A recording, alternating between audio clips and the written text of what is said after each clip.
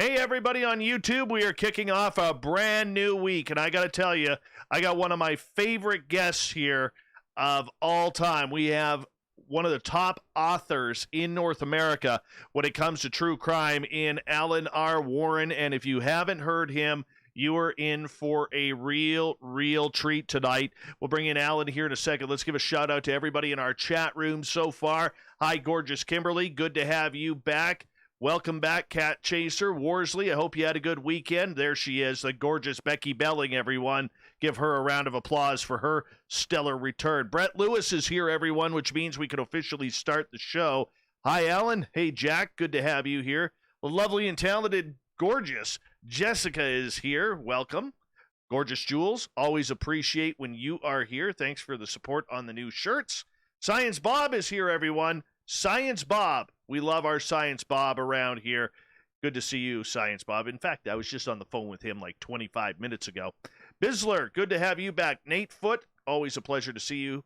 BBD Warrior, always a pleasure. Thank you for coming on in. Chris Mo, always nice to have you here early, my friend. There she is, just off work, the gorgeous and talented Nicole Sakic, everyone. Give her a round of applause. Jerry, thanks for coming on in. Hi, Bee's Nest. Hi, Burrito. And Bigfoot, Michigan Rob, always a pleasure to see you, my friend. Who else we got here? Oh, Jesus, chat room jumped on me again. Pharmacy, thanks for coming on in. Fast Hemi, Renee. Looking good, Renee. Looking good. Nilbog, always a pleasure, my friend. Hey, Corey Foot, how you doing? There you are. Good to have you here, kiddo. Bob A. Bob the Acrylic. Canadian Bob, we'll call you. Hi, Jen A. You're looking beautiful tonight. The lovely and talented Kristen Alberg is here, everyone. There she is. Ross, how you doing? Troll Ronto. Your Maple Leafs special jerseys are ugly, man. I'm not going to lie. They are ugly. Greco, Opa, good to have you back, buddy. Spudger, good morning to you, man. All the way over in the UK. Thanks for coming on in. Hey, Gary Vermeer, you're Dutch, man. You are very, very Dutch, but you make one hell of a good beard oil. Let's give you a shout out here. I only use Mighty Moose beard oil on my beard. Try the winter blend, and it is fantastic. I got more coming right now. MightyMooseBeard.com is the website. Say hi to Gary, and, remember, he is Dutch. So if he starts clicking his wooden shoes, you know that he means business. Yes. Troy SR71, thanks for coming on in. Hi, Clear Floss. Rono good to have you here. Stu Gerson's here, everyone. Stu Gerson. There he is. Stu effing Gerson back in the chat room. Andrew Hall, good to have you here. And Alan R. Warren is our guest tonight. You probably heard him here in the past, but he is one hell of a great guest. How you doing, Al? Oh, hey, I'm doing good. Thank you for having me. Oh, dude, it's always a pleasure. And I'm going to just quickly show our YouTubers this brand new book that Alan has. You want to get this. This is an amazing book, Murder Time 6, The True Story of the Wells Gray Park Murders. Now, this is right by me. Well, within a couple of hours. But nonetheless, I love it. It's like a close-to-home story, and literally he is one of the best crime writers in North America, and we're glad that he is a friend to this show as well. And BBD Warrior, thank you for the super chat kicking things off. It's a great way to support what we do on this show. And along with, if you're new here, hit that subscribe button, hit the bell to let you know when we're coming on. And what else am I trying to say here? The new shirts. We got our new store up. If you haven't checked it out yet already, it is facebook.com/spaced out radio. No, not spaced out radio. The SOR Vault. Sorry. The SOR Vault. That's where you want to go. We are live in 10 seconds. Hi, Walter. Vinny, good to have you back. Ibarata in Singapore. Thank you for coming on in. Here we go, everyone. 5 seconds. Let's kick off the new week.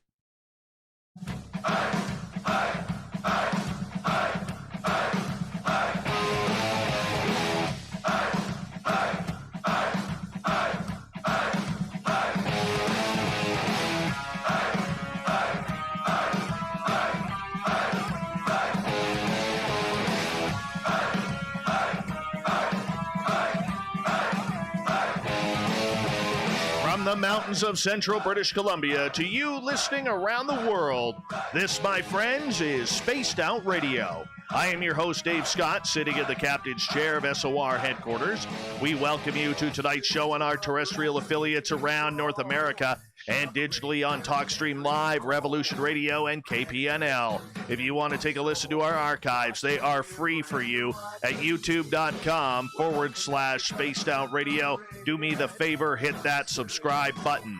Follow us on Twitter at Spaced Out Radio and on Instagram at Spaced Out Radio Show.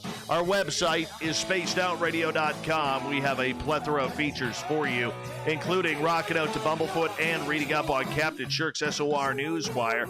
Tonight's show is brought to you by Chive Charities. Help make the world 10% happier by visiting Chive Charities today. You can find them on our website.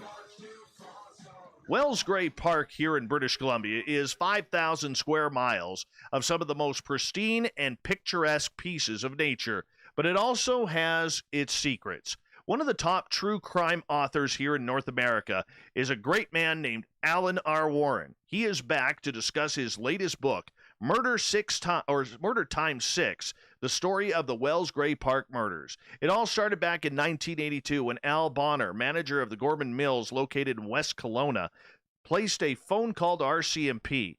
He was reporting a long-term missing employee by the name of Bob Johnson.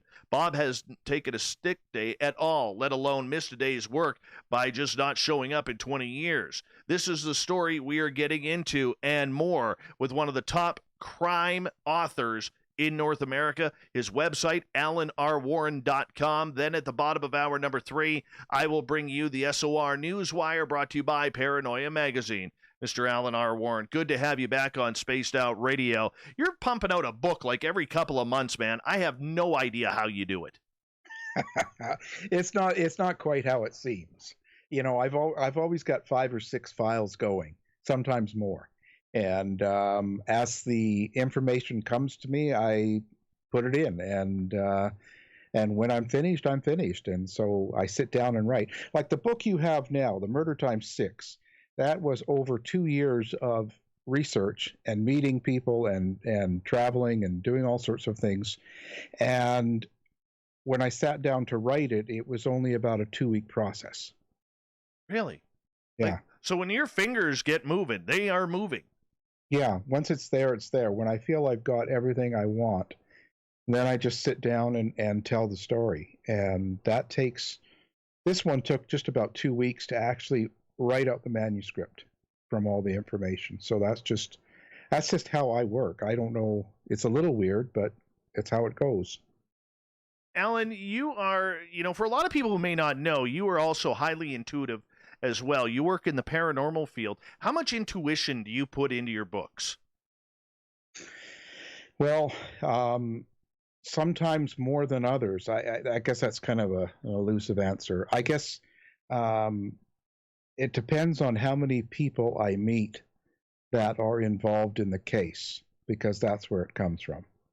So some of the books like this one here, meeting everybody from the killer to a lot of the victims' families to the police involved to when there's that many people involved, there's quite a bit more of me into it. Man, I mean, how do you not? Let me ask you the question this way. When you are writing a true crime book like this, like Murder Times 6, okay, being as intuitive and as accurate as you are, how much of this book or any book you have written are you reliving through the victims, through the person who committed the crimes, through the family? Because, I mean, you have to be hit huge on this. Yeah, in this particular case, it was very difficult. It was one of the hardest ones I've ever done, and definitely took the most out of me. It affected me like nothing else ever has. And I think that was because there's so many people that I met that were involved. And yeah, so it was crazy. The hardest thing is getting over the depression. Because that's something you can't just turn off. Like when you get into a story and you start reliving some of it, it does take you down that dark road, and you can't just go, okay, I'm all better. It stays with you for a while. How do you get over it? How do you cleanse yourself from those intuitive emotions? I mean, empathy is hard. It really is. For me, it's my dogs. Like I get all the old rescues from the pound up here, and so I get dogs that are 5, 6, 7, and they're usually small to medium, anywhere from a Chihuahua to a Jack Russell, and they ground me. I walk with them, I spend a lot of time with them, I sleep with them. It's just sort of something that it brings me back to reality. I guess that's the best way to say it. Why not? I mean, let's face it. Has a dog ever been upset when you came home? I know my dogs aren't. No. And the thing is, what they do is they bring you back to now. They bring you back to the dogs are thinking today. When you walk in the room, they're excited, they're happy, and you spend time with them because they're living now. They're living today, and that's what it does. I think the dogs bring me back to now. It brings me back to that moment you're with them. You know what I mean? Takes you into the present. So it's the best for me. It works the best. That's my best. Pick me up. I can see that, and I'm the same way, man. There's nothing better than when I get home from my daytime job, and the first thing that I get is getting barked at coming up to the front door because they're all excited. Dad's home! Dad's home! Oh my God, Dad is home! It's awesome. I absolutely love it. Yeah, it's a good feeling because and like I said, it doesn't matter where you've been or what you've done or anything. They're just happy that you're there, and it's just that connection, and that connection with your dog brings you back to now, and you kind of get past what you were going through when you were gone to work. So it's the best thing I can say. Awesome. Alan R. Warren is our guest tonight on Spaced Out Radio. Alan, when you go into looking for what true crime subject you are going to cover, I've noticed a lot of your titles are kind of obscure. They're older cases or even cases that people may not remember or have never heard of. I mean, you have an audience around the world for your books. Somebody in the United States, the majority of people in the United States, since that's where most of our listener base is, aren't actually going to know where Wells Gray Park is or a lot of these other areas. How do you choose the stories you want to write about? Well, I think there's a couple of things. In this particular case, it was brought to my attention from someone. It was something I'd never heard of, and they asked me about it. And so I looked it up. And if I find the case to be kind of interesting, then I approach family members. I see who I can find that's involved and see who is willing to be part of it, if they want to be part of it. It's very important that they're on board. If they're not, I usually put it aside. And in this particular case, what I mean by find interesting is, for me, the story is not so much about the murder or the murders. They're there, and I give the basic rundown on them, but I'm not sitting there giving this gory description about it, because that's not what my focus is. My focus is it's an event. It's a tragic event, and it's the follow-up that's important. It's how does everybody get through this, and that goes from the family members, surviving victims if there are, the killer themselves, their families, and how does the justice system work for these people? I mean, really work. And that's the story I want to tell. I don't want to just talk about the killer grew up here and he did this and then he went and then get through all these murders and then kind of end it, ended up in life. There's so much more to that story that revolves around the humanity, the people, and how we are to each other. And that's what interests me in a story. It's not so much about the popularity because, I mean, I'll be honest with you. If I see another Zodiac book or I see another book on, Jeffrey Dahmer or somebody like that, it's kind of It's kind of irritating. You know what I'm saying? Yeah, It's not for the effort, but rarely do those type of books, when you're the 30th to the 60th to the 100th book out there, do you have any brand new information? right.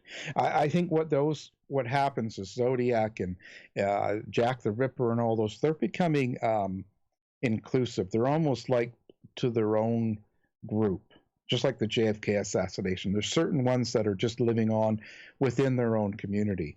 They're not even writing books that are meant for the general public anymore because they're so enthralled and it's so complex, the stories they're telling now and the details, and it's not really something that's really solvable, and it's something that I'm interested in, but I'm not really interested in trying to solve it. Okay, so why do it? Well, yeah.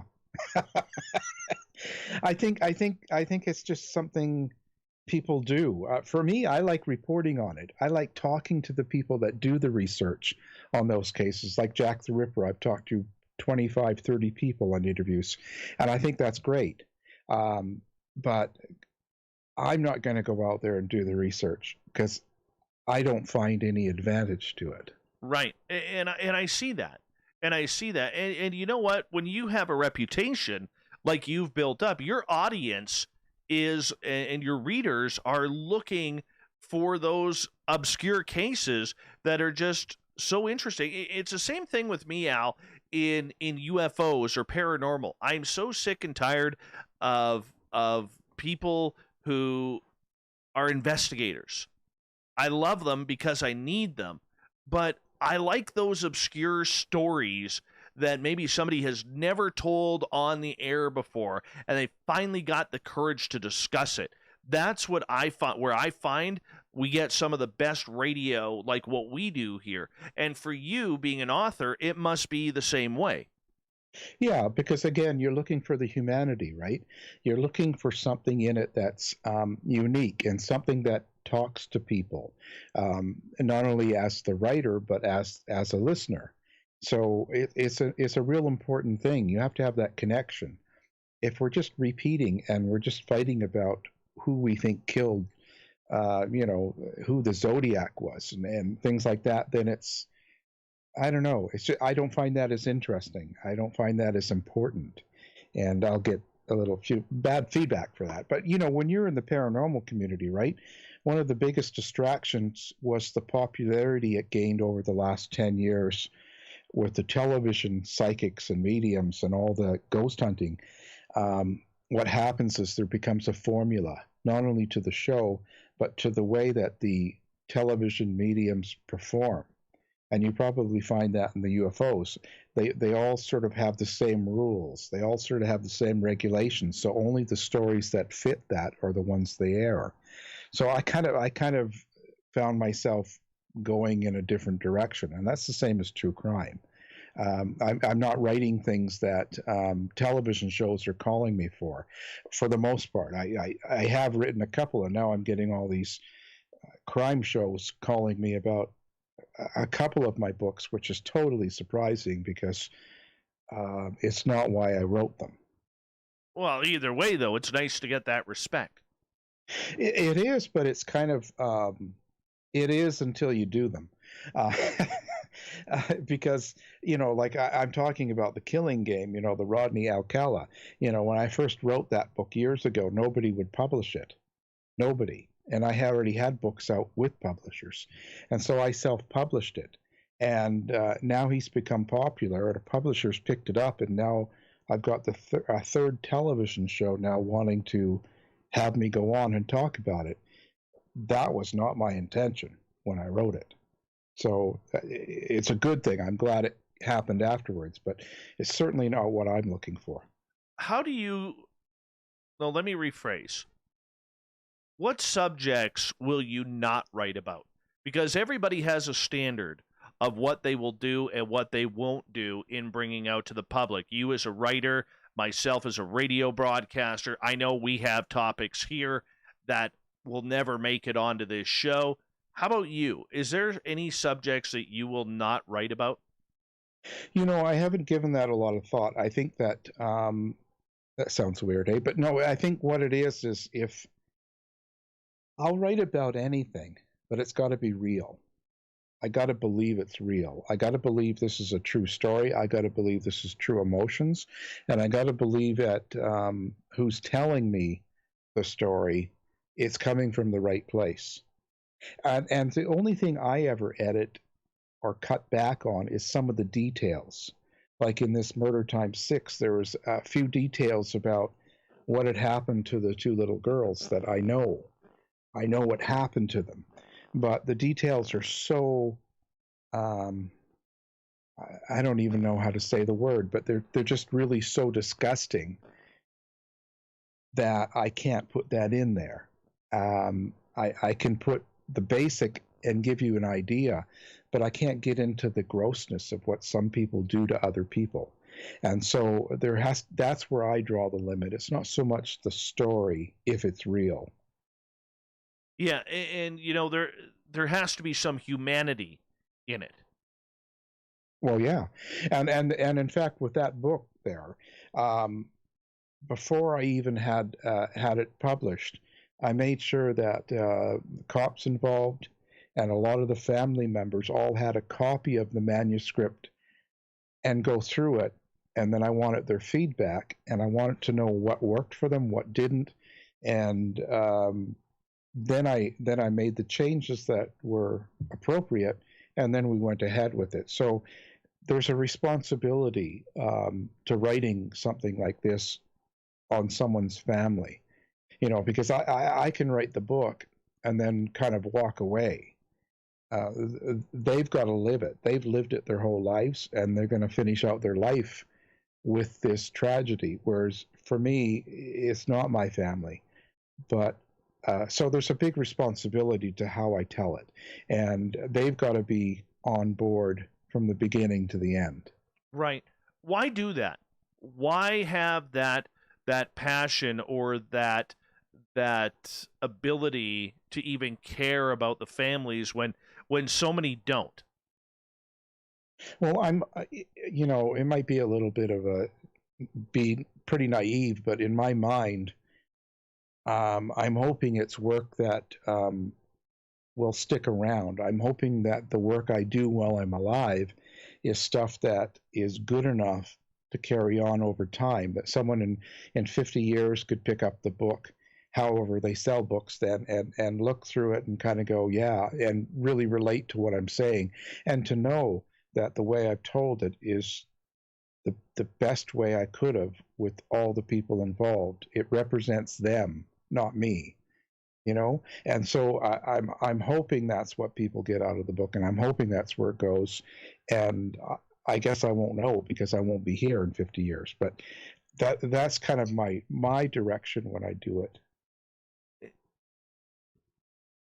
I guess I'm looking at the humanity side of it. That it's like, to me, what I see, and please correct me if I'm wrong, is you're trying to tell the stories of the families and the people involved in trying to solve this case, whereas many times we seem so focused and romanticizing about the killer. Oh, exactly, and that's also what I mean. Maybe these cases I've done it subconsciously, but these cases, a lot of them, it hasn't been about a famous killer because that's not what the story should be about. I mean, they have to be involved because it's their actions that caused it, but it shouldn't be about that. I could never see myself doing a Ted Bundy or any of those things because they're celebrities, and it's not really about them. They're only one part of that story, so I don't know. I'm kind of past all that. I think that it's just got to be about the story. You're right, the humanity, and I've got to tell the story from all sides, because if you don't have it from all sides, you're not going to get a real perspective of it. If I just tell it from one side in one direction, then you're just getting part of it, and that's not good enough. What's usually the reaction from the families after you've written a book and you've said, look, this is the manuscript. I want you to sign off on this? Well, I think for me, it's they've been on it all the way through, and I'll ask questions at different times during the process. And then when I go to write it, I sit down and write it, and then I send it out and say, tell me what you think. And then it's a hard few days, stressed. And then they come back with their opinions and how they feel, and then what they like and don't like, and then I discuss it to kind of figure out, well, what do we do to make this correct? But I very seldom have to do anything like that, because they're so involved throughout the story. And I guess you see, because the thing is, when I first meet people and when I first decide that this is something I'll write, I want to know what's in it for them, what they want out of it, what's important to them. And if it fits with what I want to do, then it happens. I don't know if that makes sense. No, I think it does. Have you ever had, as we got about 90 seconds to go here before we go to break, have you ever had a family member just throw it right back in your face and say, no, this isn't what I want. You're bringing up too much long time pain that I thought I was over. Have you ever had that happen?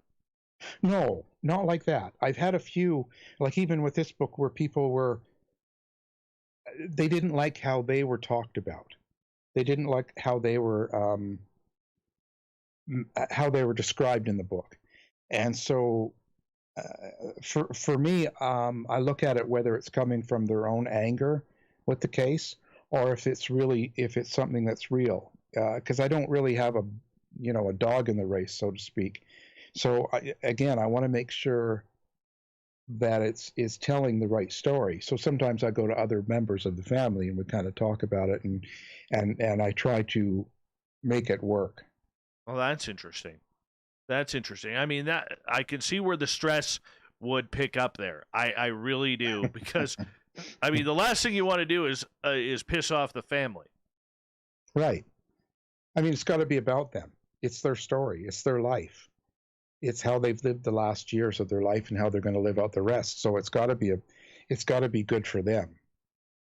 Very true. Alan R. Warren is our guest tonight on Spaced Out Radio. He's got a brand new book out, Murder Times 6.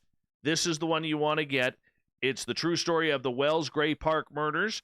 And for all of our American and worldly listeners tuning into this show, we will tell you where Wells Gray Park is and how it's close to home for me. The park literally starts about an hour south of me, right in Bigfoot territory. Alan R. Warren continues on Spaced Out Radio True Crime tonight on the Mighty SOR.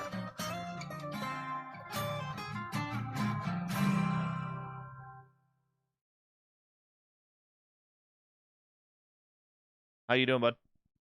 Oh, I'm fine. Not too bad. Rock Just and roll. looking at my dogs. Nice. How many dogs do you have? Well, I have 2 right now. Oh. The problem is they don't live very long. Right. But I have a Chihuahua. She's about 10. She was left at McDonald's. Oh, no. And so we call her Nugget, like Chicken McNugget. Yeah, I know. You go through these horrible things, but Can you tell when they're about to transition? no idea. I wish.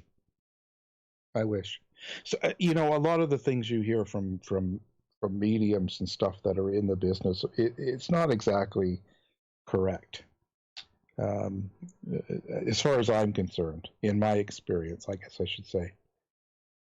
So no, I don't know anything about that. If a dog's going to transition. Actually, I don't really believe in dog communicators. So shock. I'm actually kind of stunned by that. I know. I just I've spent too many years with too many of them, and I don't know. I'm not really. I'm not convinced of it. Hey, I got to ask you, in regards to writing these books, Do you get a lot of your, and I didn't want to ask this while we're on the air, I'll ask it while we're on the YouTube side, but do you get a lot of messages from those who have crossed over and helping you write it? No, no. Or do you stay And away from that? yeah, and for the most part, what I pick up is from places, not so much from people directly. So when I'm in a location is when I get what I guess what people consider coming across. I find I don't get that sitting at home. Um, Again, I think that's another kind of thing that television sort of ruined the idea of what a medium does and what really happens. They make it sound like they can go into a room and talk to the dead body, dead person, in the middle of, a studio or something, and it's just not. It's just not what they I don't want to say pretend. It's not, for me anyway. It's not that way. I don't want to get myself in too much trouble, but Yeah. No, I understand that because I would assume that you would have to be, like someone in your position would have to be very careful with actually having that happen, just in case something private from the court case that has been sealed or something along those lines came out. yeah, and it usually it's nothing that specific, but it's more about a feeling or an emotion. It's more about whether you just whether it's right or wrong. That's the most general way I can describe it. The best way. Yeah. It's really hard to explain. Yeah. You know, it's just there. But yeah, actually, and I think that's why a lot of the cases I do too are outside of here. This is the first time I've ever done a Western Canadian sort of case. Hmm. So close to home, you know what I mean? Yes, I know exactly what you mean. Because this Yeah. park is right in between you and I. Yeah, so it's very, that's the first time I've ever ventured to do something like that. And it's been a very strange process. And I don't know that I would do another Western Canadian crime again. How come? Too close to home? Too close, yeah, too close to home. And you know what? Most of my buyers and fan bases in the U.S. or Australia, and I like it that way. And up here, nobody really knows me as a writer or anything. But now it's kind of made me a writer in the neighborhood. Like Yes. even Global News is calling me, and Capital News and all these local, and then they put all my information in, and then I feel like I'm exposed. Yeah, this is your hiding spot. It used to be my hiding spot, Yeah. and I kind of like that. I kind of like that distance, Yeah. and I'm kind of losing it with this book because of that. So, it's good and it's bad. I know the feeling. That's why I'm glad that I live where I do. Because even if people wanted to come up here, well, they just couldn't. Yes, they couldn't find it. Yeah, no, it's just a strange life, Oh, very uh, true. what we deal with. And when you're in the public, like even Yeah. know that, it's a Oh, strange yeah. life. Hold on, You my get friend. Here we go.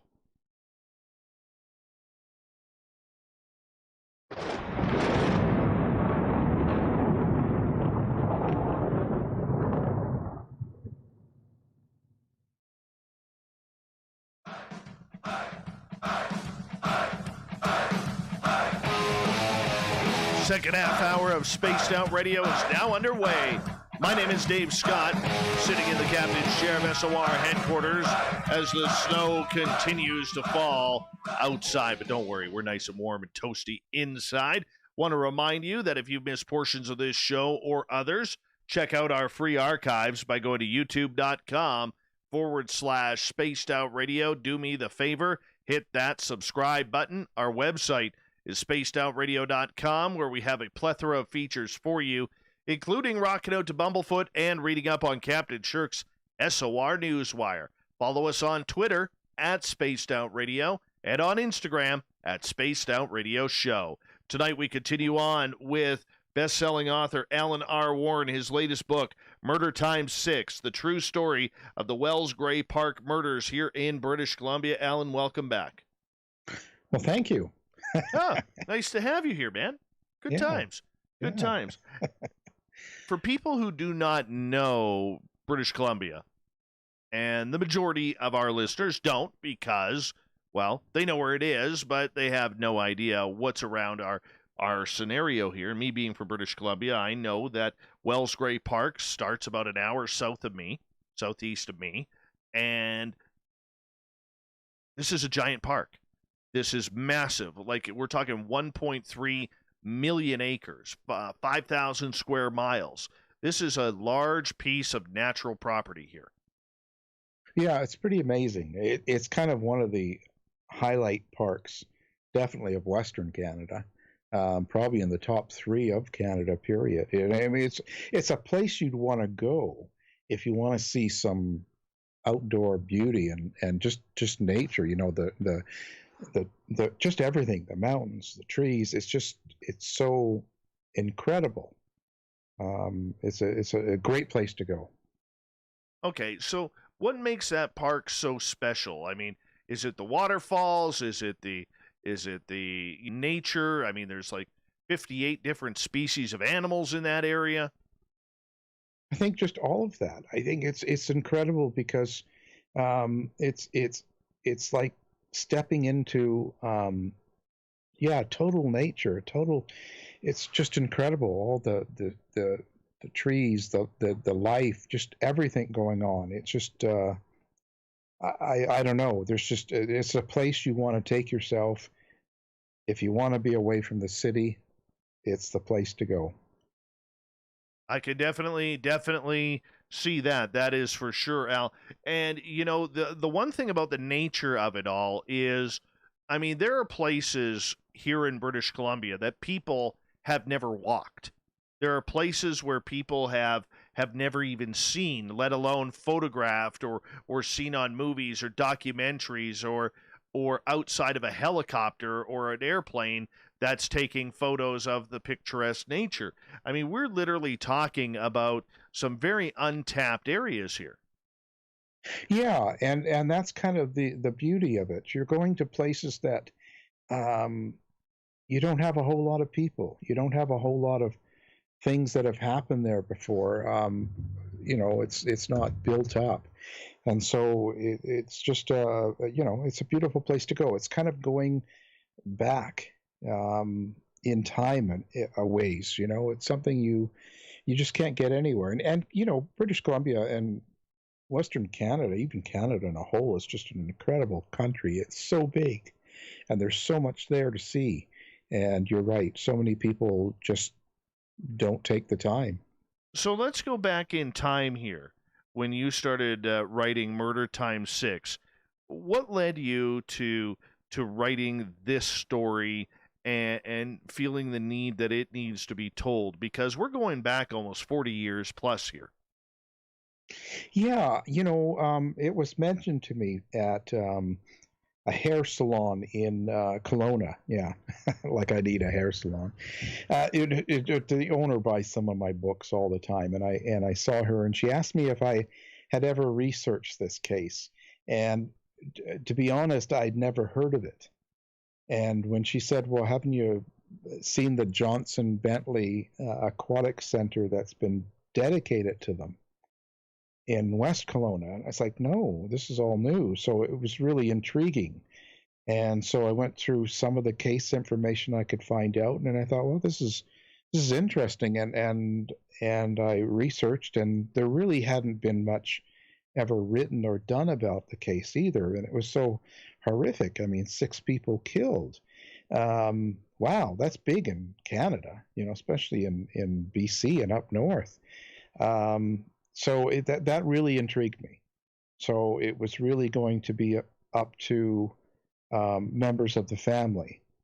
And the first person I talked to, connected with, I think, was Shelley Woods Bowden, and she was a part of the family, and she was right on it. And the main reason she was on it was because the killer of her family goes up for parole in actually next June of 21. And it struck me, and she was so worried he's going to get out, and I kind of thought, well, that's weird. How could you kill 6 people and be up for parole, right? No kidding. I mean, how does that happen? And so I thought, well, I have to find out what's really going on in this case. And as I got more into it, I realized that, yeah, he was going to be up for parole. And yes, he's got a really good chance of getting out.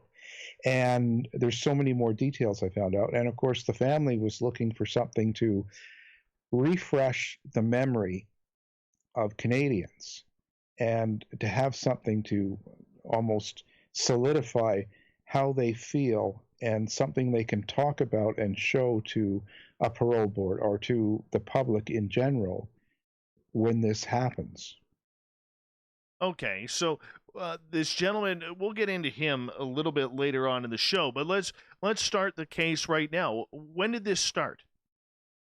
Well, it happened in the summer of 1982. And the Johnson family, there was the parents. It was Bob and Jackie, and they were in their early 40s. And they had 2 girls, Janet and Karen, who was 13 and 11.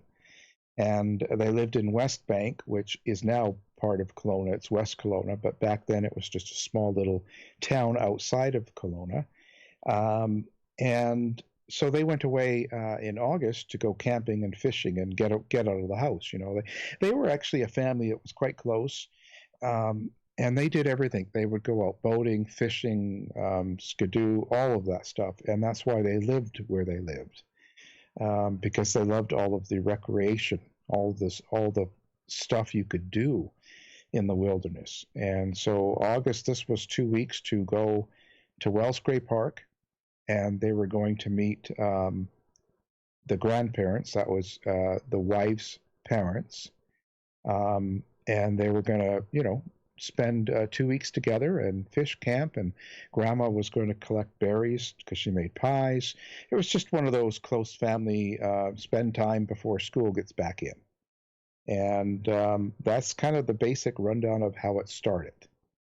Interesting. So here they are going for a nice family vacation and, going to spend some time in the wilderness in one of the most beautiful areas of this province. And where were they during this? Well, they went to Wellscray, but then what they did was they went to an area that wasn't a traditional campsite, like how there's the campsite ones that you can go. They wanted to kind of be away from the crowds, so to speak, and so they found this great location just outside of an old abandoned prison or jail, and so it was great because it had flat ground, and the grandparents had a camper. So they could, set it to rest and build a campfire. It was really a good location, close to the river, so they can go fish. It was a great setting. And so they set up camp there. They set up a tent for the girls, and the parents all slept in the camper, and their vacation started. Wonderful. Put the young ladies out in the tent so that way they can get attacked by the grizzly bears and cougars. Well, I sort of think it was probably because the parents could sit around and have a few beers and talk after the kids go to bed, and they couldn't really do that if they were in the camper, probably. Very true. Very true. So here they are enjoying their family vacation in the middle of nowhere, just to get some peace and tranquility, be one with nature. And how did they come across the man who would eventually kill them? Well, they were. There's a couple of different stories, so this is a hard one to be specific with because we heard different stories from the killer, and him excuse me, him being the only one alive You kind of have to take that and take it with a grain of salt. But it seems like he had run across the girls on his way home from work when they were out playing in the old jail. They were out just goofing around, and he had watched them. And then he went back to his ranch, his house where he lived. Apparently, for the next couple of nights, he came and he watched them. He found their campsite and he watched the parents and the kids for 2 nights. And then the third night, he came back and he entered the campsite and he killed the 4 parents. Well, that's terrible. Yeah. How did he do it? Well, he said as he was walking into the campsite, there were the 4 sitting around the fire, and one female had saw him or saw the shadow of him moving and stood up. So he said to them, "Don't move. I've got a gun." And the father stood up, and so he shot the father. And then the other 3 adults kind of scattered. Grandpa was going for their rifle in the truck, and the mother was going for the girls in the tent, and he shot them all. Now, why I say with a grain of salt is, first of all, if you picture that scenario,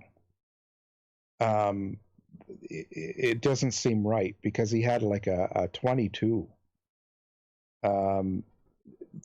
The whole, you can't just, you have 4 people scattering. He shot them all in the head. Okay, so there's almost the belief, and the story is, one of the stories I heard was that what he did was he walked in and he made them all lay down, face down on the ground, and then he shot them all in the head. Because on the father, he had actually shot him in the neck. So the father had probably tried to get up when he started shooting them, and he got shot in the neck. And so that's sort of why, because with that kind of a rifle, you don't get 4 adults running in the backs of their head, So that part of the story is really questionable because of the evidence. And the other part was because then he said he went to the tent and he told the girls to stay in there. See, at first he told the cop that he shot the 2 girls. See, and then, but then later he confessed that actually he took the 2 girls with him back to his ranch, and initially he attacked them in the tent. We don't know what he did. Well, we've heard stories. And then when he came out of the tent, the father was still alive, actually, and gurgling because he was shot in the throat. So he shoots the father in the head in front of the 2 girls. Then he piles the adult bodies, into the parents' car. And then he makes the girls ride in the front seat with him back to the ranch. So that's kind of the rough story of what he told us. And now he's told a different story, and we do know more, so it's not exactly how he said it happened. David Williams Shearing, what's this guy all about? Well, he was 23 at this time when this happened. He was a native of Clearwater, and he lived there with his parents. He had an older brother and sister. The oldest brother, Greg, became a sheriff, and the sister was unstable, was in and out of mental institutes. The mother got sick, was put in the hospital, and the father died, all when he was a teenager. And it left him at the ranch alone, his father's ranch. And that's that. I don't want to say he seemed pretty normal, but he was a pretty average guy as far as Clearwater, and nothing out of the ordinary was happening was Shearing at that time. So, but what did happen was after the killings, he went up to Dawson Creek, and he went to a place they called it Dog Patch, and it was a little area where a lot of workers were because there was a lot of coal, I guess, being dug and mines being set up, and so there was a lot of building going on in Tumbler Ridge and some of the area, and so it was really easy to get a job there, and so he went up there to get work, and a lot of the police up there and the police that I talked to said that they had a lot of ex-cons, they had a lot of people with bad work records, but people would go there and do construction and make money. But even David Shearing couldn't succeed there. He kept getting fired, and he was not making it even in a place like that. So this led to the next thing. So him and a bunch of guys got together and started stealing equipment and tools and things from different construction sites and reselling it. And some of his buddies were selling drugs, and they ended up just stealing wood and building a shack on someone else's property that they didn't have permission to, and lived there out in the woods. And they were surviving by stealing things and selling them. So that kind of gives you the character of what he was like just after the killings. And realistically, I mean, when you look at the development and all the trauma this young man had early on in his life, he had no direction. Right. There was no direction at all. And he sort of had weird relationship with his sister, with his mother, and even his father. And there was a lot of stories that came back to me throughout the research and putting together the book about his relationship with his sister, and a lot of the rumors. And it just didn't. It sounded like he had a lot of issues at home, and he had to get away, and he did. And it might also be kind of why he did what he did to the kids, to the girls. So it's kind of one of those things. I talked to an FBI, a guy that did this for 30 years with sexual offenders, and I've got a pretty good take on what the group, the FBI, thinks of someone like this. But I just don't know. I think we'll never know. So basically, to put everything in a nutshell, he wanted to kidnap these two young ladies, but saw that there were 4 adults there. So in order to get them, he had to take the parents out. Exactly. He killed the 4 adults to get to the girls. He wanted to have sex with the girls, and he figured that was the only way he was going to get that. So this is what he did, and and that's why I said I didn't get into a lot of the details, but the general idea was that he had this feeling that he had to strip them naked and bondage, tie them up, and then do sexual things. And so that was kind of what he was driven by. That was his urge, his fantasy. And so that's what he was doing to the girls. Oh, that's sickening. Well, and it gets even worse, because even when I had talked to him and met him in prison, the thing is, you see, because when he's going for a parole like this, he's suggesting now that he no longer has those fantasies. He hasn't had those fantasies for years. It's gone. He's cured. And he's saying that because, you see, he's remarried a woman from general population out of the Calgary area who's found him online, met him, married, and she gets conjugal visits and the whole thing. So he said since then he only fantasizes about adult females now, no longer children. So that's one of his reasonings for getting out of prison. So, that's why it was important that I put in what he did do, but not get too graphic. Do you know what I mean? Because people have to understand. And so when I talked to him, you see, there was the two girls. One was 13, one was 11. The 11-year-old, while he had her tied up, she didn't know or understand what he wanted. And so when he was talking to me, and even he's talked to one of the cops about this, he was so frustrated and so upset with her that within a day he just shot her in the head because an 11-year-old didn't know how to do it. So when you think about that, it's devastating. It's a devastating thought to think of an 11-year-old who didn't understand what sex really was. This was in 82 as well, so we're even talking about a more naive time. And you have an 11-year-old that, because she doesn't know how to do what she is supposed to do for him, he gets frustrated and shoots her. So, that's what I mean. So that's what's really important about this case. How does he not get premeditated murder for that?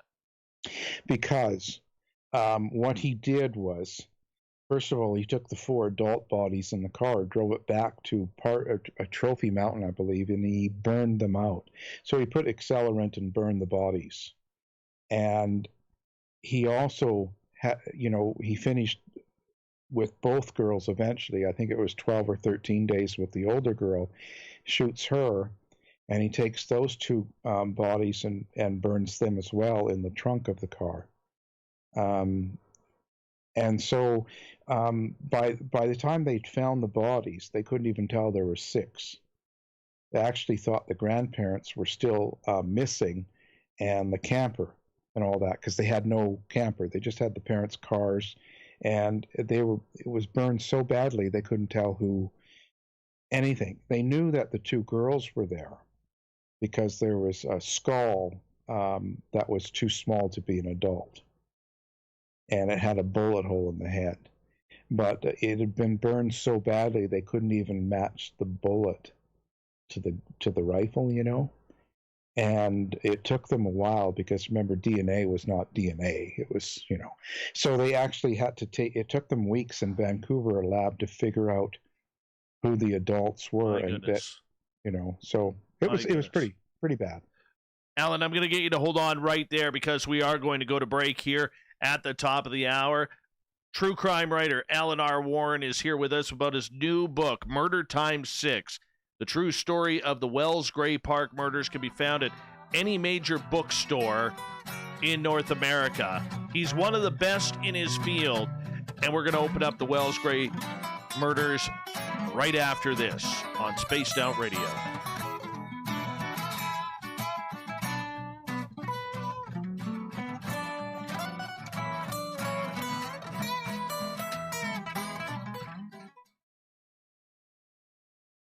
Very rarely do I want to get sick. I almost got sick there when you were talking. It's gross. One, it's gross. That's why, and you can't even go. Oh yeah. They see that was such a hard thing to go through, and also to know all the details. Oh, and then to kind of go, well, I can't even write a lot of this stuff. No kidding. Right. There's no respect to the family or to the kids, and they're all still alive. Horrible. Al, I'm just going to run my dogs outside. I'll be right back, okay? Be right back. Don't forget to join the Space Travelers Club for just $5 a month. And follow Spaced Out Radio on Twitter at Spaced Out Radio. Our Instagram, Dave Scott SOR. Our Facebook page is Spaced Out Radio Show. Our archives are free at youtube.com/Spaced Out Radio. Come woo it up with Spaced Out Radio today. Bye! Hi there, this is the paranormal lawyer Michael W. Hall. I'd like to invite you to listen in each Sunday night where we're going to open up your eyes to everything strange and paranormal. I will be hosting some great guests with topics that affect us all, such as UFOs, ghosts, and everything paranormal. Let's learn together on Spaced Out Radio Sunday with myself, Michael W. Hall, the paranormal lawyer at spacedoutradio.com.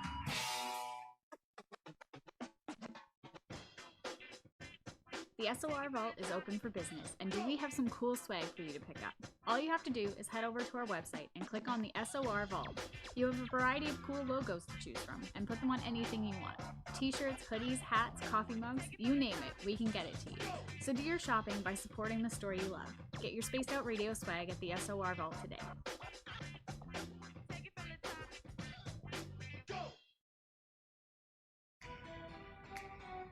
Are you an experiencer of something strange that can't be explained? Do you want help finding out what's going on? I'm Ryan Stacy, head of the Experiencer Support Association, otherwise known as TESSA. We've teamed up with Spaced Out Radio to investigate cases filled out in the SOR Sightlines report. We are independent and there's no cost to what we do. All we need is your experience. Let's find out what's happening together on the SOR Sightlines report. Hey Space Travelers, this is John Resig, founder of the Tribe and Tribe Charities. If you know anything about our website, you know we like to do things a little different. We're not some faceless organization collecting money for a nebulous cause. Our donor dollars go directly toward life-improving items. Then we give those items directly to an underdog who needs it most. To become a donor with Spaced Out Radio's official charity, Tribe Charities, just go to tribecharities.org/donate. Hi, this is Amber Beckrud, and I want to invite you to subscribe to our YouTube channel where we store all of the SOR show archives for free. And as an added bonus, every 2 weeks I'm posting brand new content on Cryptid Tales, where I will get into some of the spookier legends and folklore from around the world and tell the stories that go with them. Find us at youtube.com/spacedoutradio and check out Cryptid Tales today. Drop a comment and let me know what you want to hear. See you there. I'm feeling a little spicy tonight. What to do? What to do? Why not get Bumblefuck? 4 million Scoville units of pure hard rock. Bumblefoot hot sauces come in 3 flavors. The burning Bumble. Tone it down a bit with Bumblicious and throw the sauce on everything. Spice it up. Bumble me, baby. Bumblefoot hot sauce. Get it today at kajans.com. Okay, Alan, I'm back, as you can see. Oh, yeah. Yeah, I think we made a few listeners a little ill there, man. Yeah. Holy cow. Welcome to the Canadian justice system, where a sicko like this can get parole. Well, it's happening a lot in the States, too. I was talking to an author, Rod Sadler, an ex-cop, and he's got a book out, came out the same time, called Killing Woman, and it's the same thing. His guy's up for parole as well, and he did just as bad as stuff, if not worse. It reminds me of, the Clifford Olson fiasco, when he was able to apply for parole every few years, and he never stopped torturing the family until his death. Yeah, and it's the same thing here. He does the same thing. This is this third one. He's doing the same thing, but the thing people don't realize is that they do get out.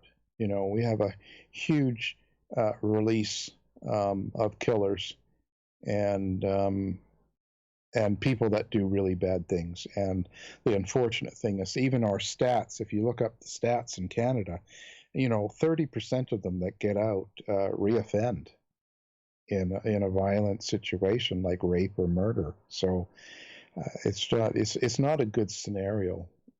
Yeah, it's terrible. Yeah. Excuse me. I just want to remind our listeners on YouTube that if I could see everything kind of buffering here a little bit, and the reason why it is we're having a snowstorm here right now, and So all the snow plowing that I did yesterday is all for naught now. So I do apologize for that. Also want to give a shout out to Major Lee, Vinny, and BBD Warrior for the awesome super chats. Thank you so much. If you're new to our channel, welcome. Don't forget to hit that subscribe button and go to the SOR Vault on Facebook for your shirts. Here we go.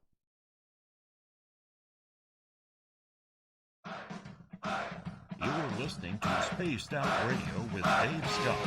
Follow Dave on Twitter at Spaced Out Radio and on Facebook, Spaced Out Radio Show. Hour number 2 of Spaced Out Radio is now underway.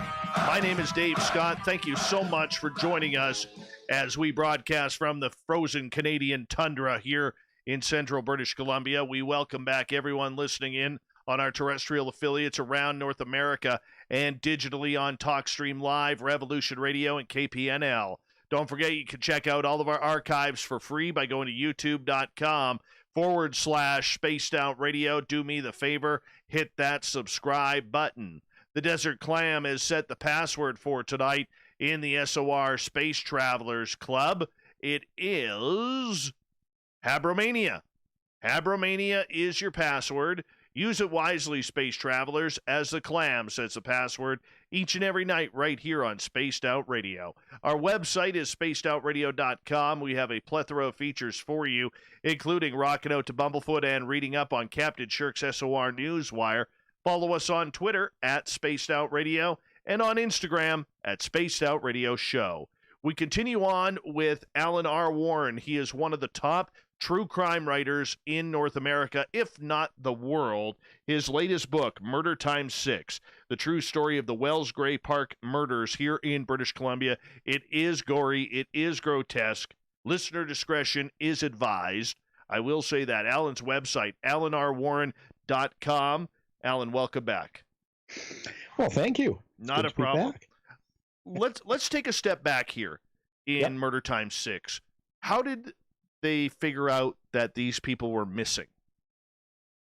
Well, they never came home, and the father worked at the Gorman Mills, which is it's still here today. It's been one of the major workplaces here in the western part of Kelowna, and when he didn't show up, a friend, even his boss, tried to locate them or any of the family. And after the day of figuring out that they hadn't come back, he called the RCMP and said, hey, Bob was always here and he hasn't showed up and the family isn't back and it's been over 2 weeks.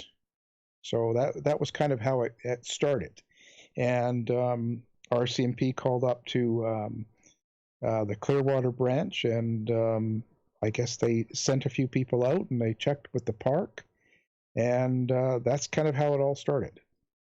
Oh my goodness! So when the RCMP in Clearwater, and I know that town well, good people there, good, honest, hardworking people. When they started the search, what did they find? How did they know it was an immediate crime scene? Well, they didn't not initially. At first, they, most people in their minds were thinking that they're lost or they got broke down or something, someone got hurt. Like because the last thing on your mind, 1982, and is that, someone murdered the family of 6, right?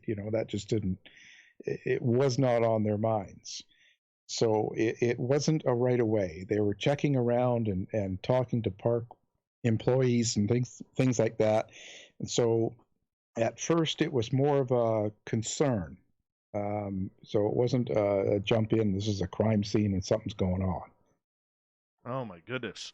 How long did it take before they were able to get on a trace that there was something of a mystery here that needed to be solved? Well, actually, what had happened was the car had been located by, I believe, mushroom pickers. And it was a burnt-out car, and they reported it to the police, and so Clearwater police went out, and they matched the plate. And so when they run it, they found out that it was the Johnson's car and it was all burnt out. So, of course, they knew that, okay, there's trouble.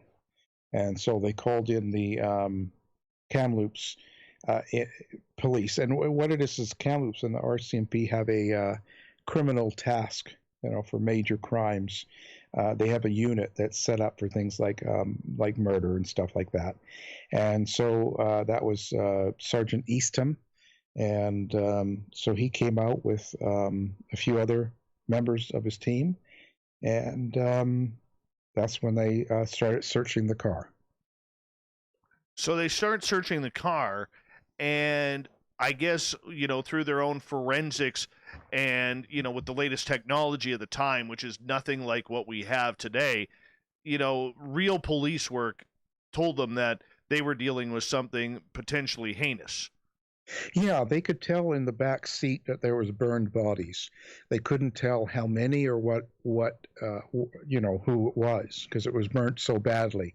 When Eastham opened the trunk, when he pried it open, you could tell there was bodies in the back. It looked like two little skulls, one for sure, of probably the little girls, right, with a bullet hole in the head. So he knew the girls were back there, and that's what I said. Initially, they thought, well, it was just the family, but because the camper and that wasn't there, and he thought, they thought, well, the grandparents and the camper are still somewhere. Maybe they were robbed, and maybe they're at gunpoint, maybe they're being held hostage. That kind of got in their mind right at that time. My goodness. So how long did it take for the police to finally find the camper? Well, it took quite a bit longer. And again, because what had happened was, like I said, it took them a long time to figure out who was actually in the back seat of the car.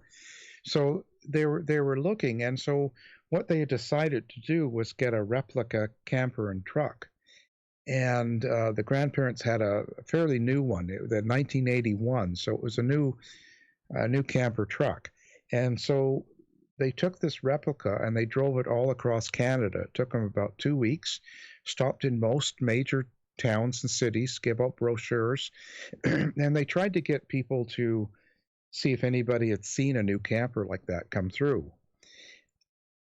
And what happened was a waitress said that she had seen that truck and camper, and there was two young French-Canadian guys, and they came in and ate in the restaurant. And so that was the first lead. And then eventually in Ontario, a mechanic called in and said, I worked on, these guys French guys had a truck and camper, and they wanted me to paint the truck, and the passenger side of the truck had a bullet hole in it, and they wanted it fixed. And that really queued up because, a bullet hole, the whole thing. And to top it off, that mechanic said that they also had a rifle that they wanted to sell for cash, just straight across the board. This mechanic wouldn't do it and sent him to someone he knew in Detroit, across the border from Ontario. So that's where the cops were looking. The cops thought for sure these were the guys, and what they were doing, they weren't sure, I guess, but that's who they had their attention on. And meanwhile, back in the park area, two forest workers ended up finding the burnt-out truck camper and called it in again to Clearwater, and Baruda, he's the RCMP there, went out, matched again the plate, and called it into the RCMP task unit, and they couldn't believe it at first. They thought for sure that was the two guys that they were chasing, and it wasn't.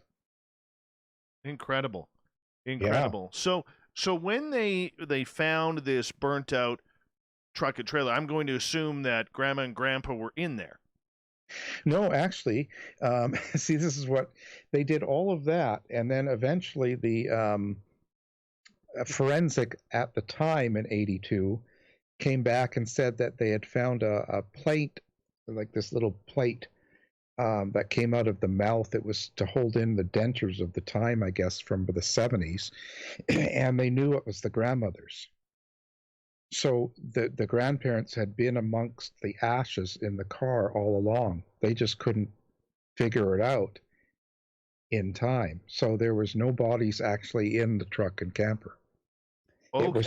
It was just that the forensics was so, I don't want to say bad, but it was so primitive then, and he had burned them out so bad, so hot that they had very little to go on, and it just took them a long time to identify one of the bodies as the grandmother, and so, like I said, it was just a time thing. I understand that this area is very, very remote, but when you're in the mountains like that, there is a lot of echoing. Nobody heard an explosion of a vehicle at all, or two vehicles? Well, no. Nothing was ever reported, and both vehicles were discovered much after the crime. So if someone did hear it, they didn't report it, or they knew about it. And when you talk about Clearwater,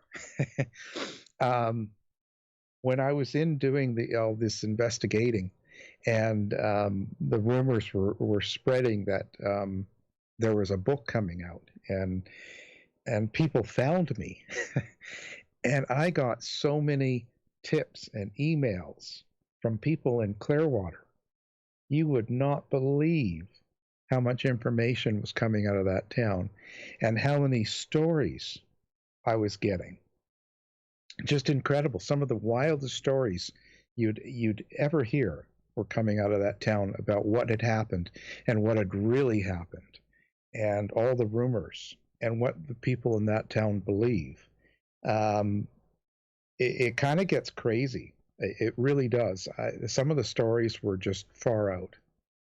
I'm surprised, though, that with the heat of those fires, knowing that that area is very dry and there's a lot of tinder around and brush around at that time of year, I'm very surprised that neither of these vehicle explosions caused a forest fire, because during that time of year they would have had people still up in the mountains looking for any type of smoke coming from the forests. Well, yeah, and that makes sense. And there was a lot of a blowback on the RCMP for not, as they said, doing their job at the time. And there was even an ex-RCMP that came out and complained at the time, and it made all the papers, that they didn't handle the investigation worthwhile. Like they were doing everything wrong, and how they could have not discovered both burnt out vehicles so close to where they were all set up and searching, and where they were looking for them in the park. So there's a whole lot of that, and there still is to this day. And a lot of people say pretty mean things about them, and say that it was just an accident that they found, even found Shearing. And so yeah, I agree totally. Yeah, I mean, that just amazes me. And totally off topic, just for our listeners who are listening, Clearwater and its neighboring town, a little town called Barrier, have been surrounded by forest fires off and on for a number of years. And way off topic, huge Sasquatch sightings and UFO sightings in those areas as well. So, I mean, it's just strange around there. It's very strange around there, but good people. Alan R. Warren is our guest tonight on Spaced Out Radio. Let's start the trail in finding David Shearing. Well, after they realized that the truck and camper were there all along, they came back and they set up in Clearwater again, and they decided they were going to do a pretty heavy canvassing. They were going to go to every door, talk to everyone, and if they're not home, they were going to wait till they were home. They were not going to miss one person. So they started a real heavy canvassing. And one of the officers approached a house, And the man came to the door and said, yeah, kind of gruff. And they said, well, I don't know if you've heard, but we're looking for, any information on this case. And he started going off about the case.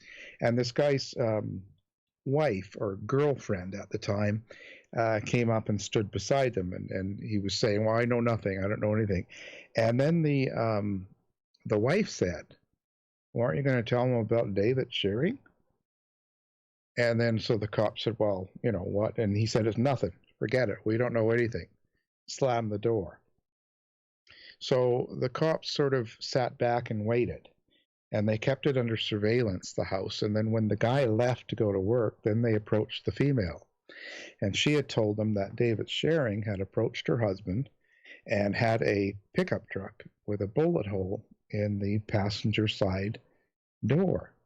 And he wanted to know if he could fix it, repaint it, and also get the VIN number off the truck so that he could reinsure it under his own name, I guess, and drive it. So there you go. So all of a sudden the cops are like, well, we have a name now. They had an idea. And so that was what led them to David Shearing. Was there any DNA or anything? Well, I guess there wouldn't have been DNA back then, but were there any major clues at David Shearing's house in Clearwater? Well, no. And actually what they did was they were looking for Shearing, and then they found out he had moved up to Tumbler Ridge in that area working. So they called an officer up there named Ron German, and he ended up being a sergeant at RCMP. The big thing about that, the connection there was Ron had known this Shearing, and Shearing up there had, like I said, done a lot of theft. And so I've got a lot of that in there. And he was actually on probation there. He had to come in and see this Ron German every month and sign in. And so they had a history. They knew who he was. He had a violent past up there. Like he had threatened to burn down a place and threatened to kill someone. And the other thing is, and this is a very important thing, one time when this Constable German was pulling him over in a truck, him and his buddies tried to kill him. And there was even another time that they also tried to kill a cop. And why I say that's important is because when we go back to the parole and how he's running on the idea that he had an issue, had these fantasies that he had to do those things to those girls, but he no longer has that. There was those two attempts where he tried to kill someone for no reason, nothing to do with children, like nothing to do with killing him, the cop, to get to children. It was just for the fact of killing. And there was also a previous crime that hadn't come out at the time, but he actually had run over another guy and killed him. And there's stories about that too.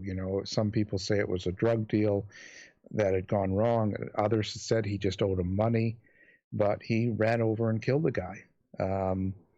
So that's 3 different murders or attempted murders that had nothing to do with children. Horrible human being. Yeah.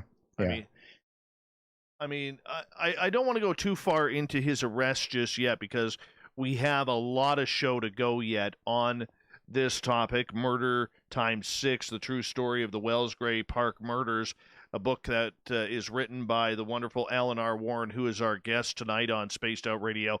We've got about 4 minutes here before we have to go to break at the bottom of the hour. What was the tension like in Clearwater, Barrier, and in that entire area of the Southern Caribou region when this happened? Oh, it was running high, because it's a small town. And back then it was really small. And so everyone knew everyone. And so, Shearing had friends, his family had friends. There was a lot of connections and people that like him and hate him. And so I think a lot of the lot of the stories went. Some people sort of just, yeah, he did it. I knew it. He's the guy. And other people saying, no, he would never do that type thing. So it was really split. It really split the town in that sort of way until it was all brought to court and finished. Back then, there was a lot of tension about what was real and what wasn't, you know.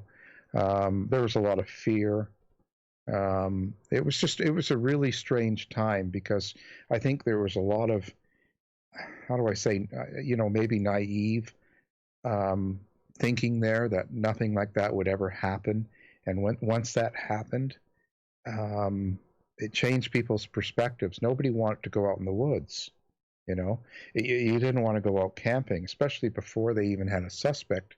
You imagine the fear of something like that and deciding to go camping with your family? You know, it was just sort of, it tainted the whole area. The park completely died off. There was no business there.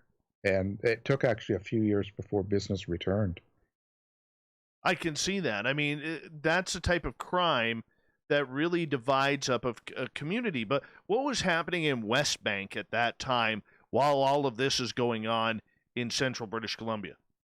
Well, initially, like I said, it was kind of a, everybody was not freaked out. Initially, they were kind of thinking, well, what's going on? Or I wonder what happened. And I wonder if one of them's sick, or, they were worried. They were thinking more about the hospitals, and it just was not even a thought that this would happen. It wasn't even in the mind. So people were moving on as normal. And then when they found the car and they knew there was bodies in it, everyone went into a state of shock. One of the hardest things too was when you deal with the kids, because we're talking about grade 7 and 9 and stuff. The kids are still really young. So I even talked to one of the teachers, and so he had to deal with telling the students, remember back then, when something like this happened, we didn't send in counselors, we didn't send in psychiatrists, we didn't do any of that stuff. It was just, there was no sort of thing set up for that, right? And true. We didn't. So we weren't thinking about grief counselors. We were just, oh yeah, they're dead. So let the teacher tell them. It was. Yeah. I still remember, I'm 40 years old. 35 years ago, when I was in kindergarten, there was a boy that we went to school with, and my school only had kindergarten to grade 3 at that, or grade 3 at that time. And there was a boy that was killed on his bike. He was run over. And I remember the principal to this day calling all the students into the lobby area of the school to tell us what happened. And it was like, okay, well, what do we do now? This is sad, but what do we do? And that's just the way it happened back then. So I understand with what you're saying. Alan, I'm going to get you to hold on right there, because we are going to go to break here at the bottom of the hour. An intriguing night of true crime here on Spaced Out Radio. We don't do it often, probably don't do it often enough, but it is amazing when we have people like our guest tonight, best-selling author Alan R. Warren, here on Spaced Out Radio, alanrwarren.com. His latest book, Murder Times 6, the true story of the Wells Gray Park murders. We're going to continue with this amazing story right after this on Spaced Out Radio.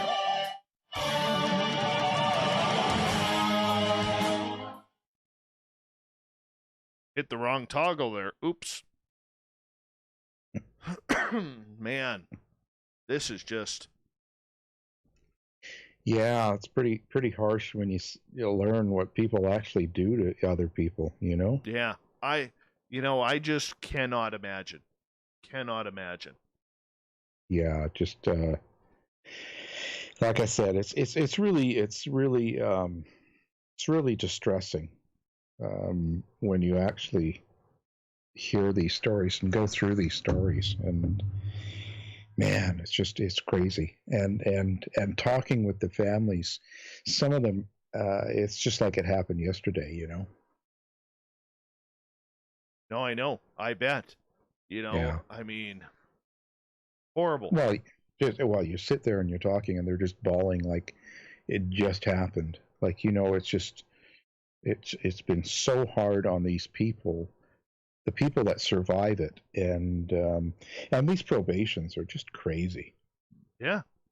No, Man. absolutely. Like 30 years. How? Like if you take the Clifford Olson one again, for 30 years, how do you, as a justice system, allow him to torment the families of what he did to their children in letters? Worse.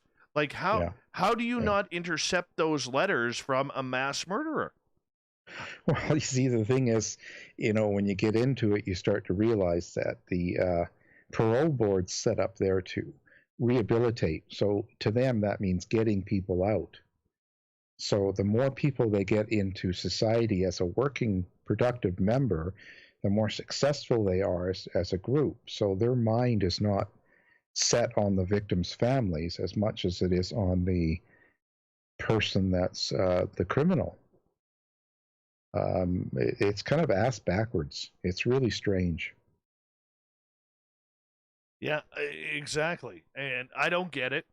I really don't. And I don't know. I mean, I could go off on a big tangent here, but I won't. No. Well, it's kind of one of those things that's slow burning. It's something that's, I think it's changing slowly, but it takes so long. Oh, true. Yeah. But I'll bet you 2-1 he's going to get out. Really? Oh, yeah.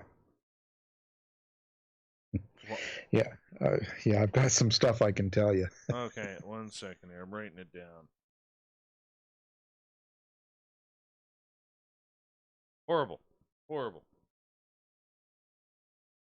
Man.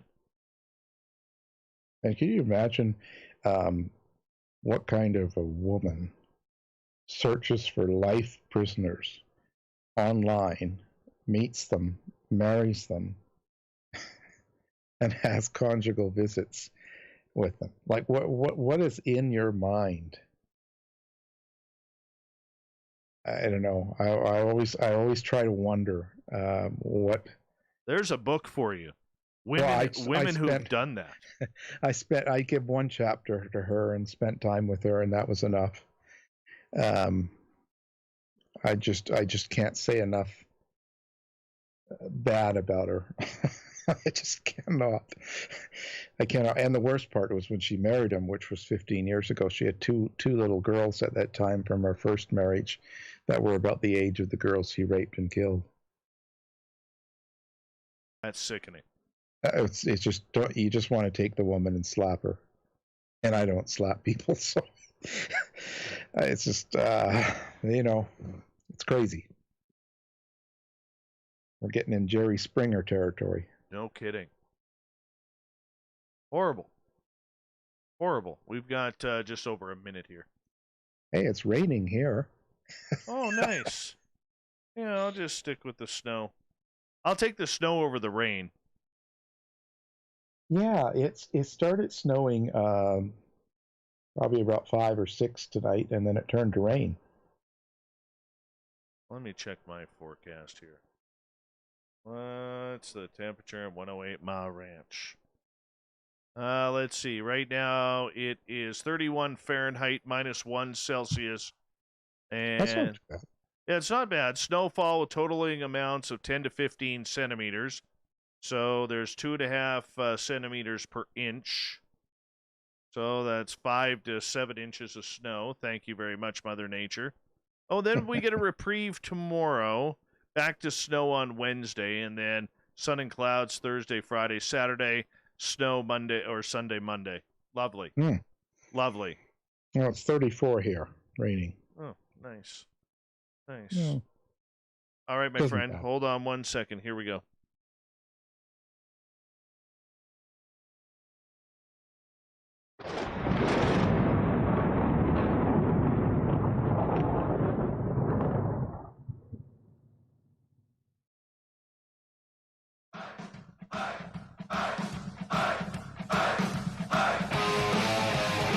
We pass the halfway point of Spaced Out Radio tonight.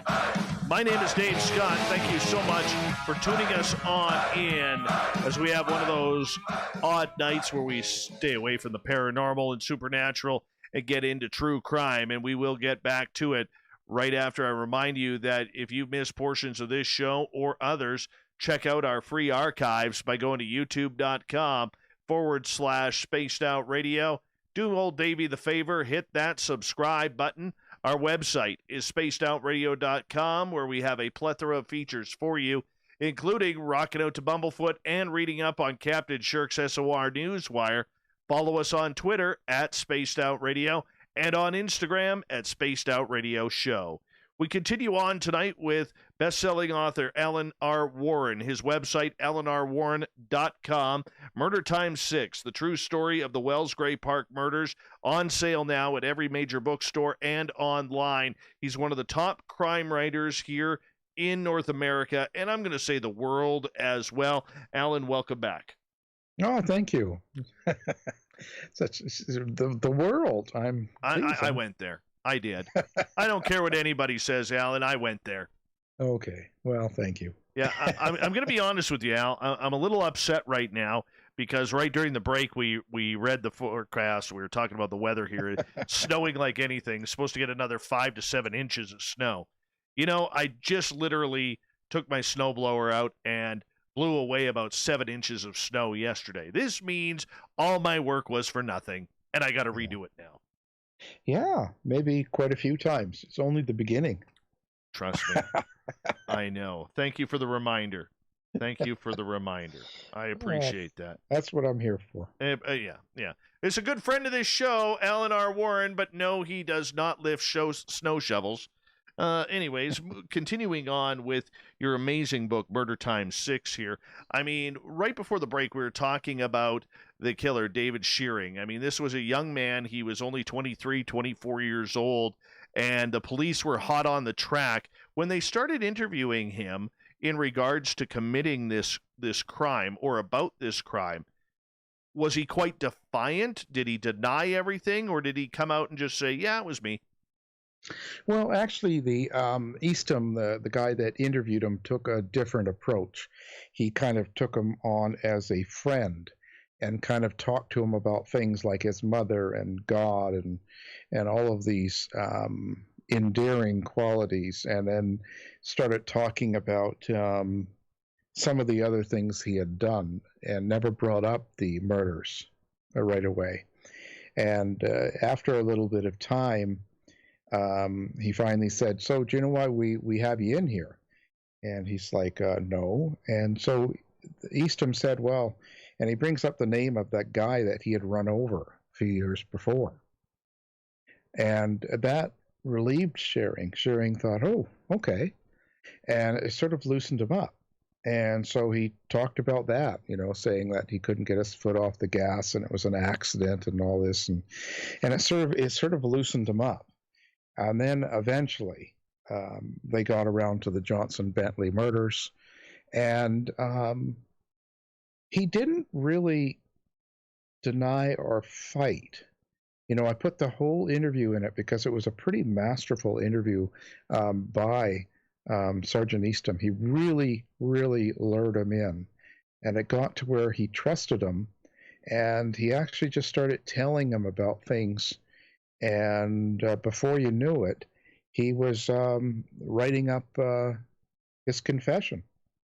Now, the only thing is, this is where Shearing had said that he had killed them so that he could steal their stuff. He wanted to steal the boat and the camper and different things that they had. And that's kind of all he told them. So that's all they had at that time. He never gave any sort of testimony as to why. No, just that was it. I wanted to steal their stuff. I wanted it. I wanted their boat. I wanted their motor.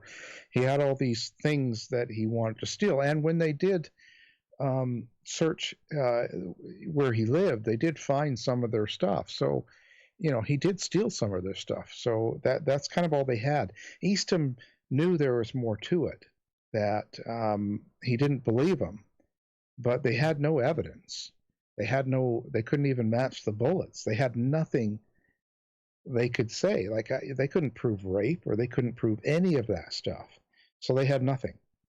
And so they took him they flew him to Clearwater, and they took him to the park and had him reenact what had happened, and how he hid the car and the truck, and how he burned them and all that. So he did all of that for them. He didn't really struggle or fight to do that. He just did it. He didn't ask to see a lawyer or any of that. Did he all of a sudden get a conscience? I don't know if it's really a conscience as in I think he felt.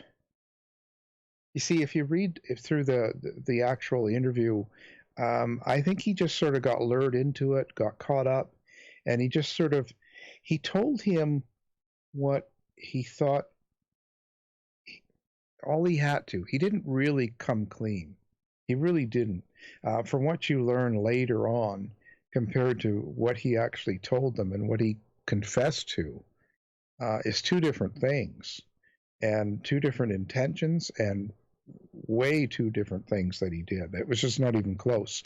But again, with no evidence, and that's all. He's the only person alive. There's nothing else they could do. And in fact, when they charged him then with the murders, they went second degree. And it was for a couple of reasons.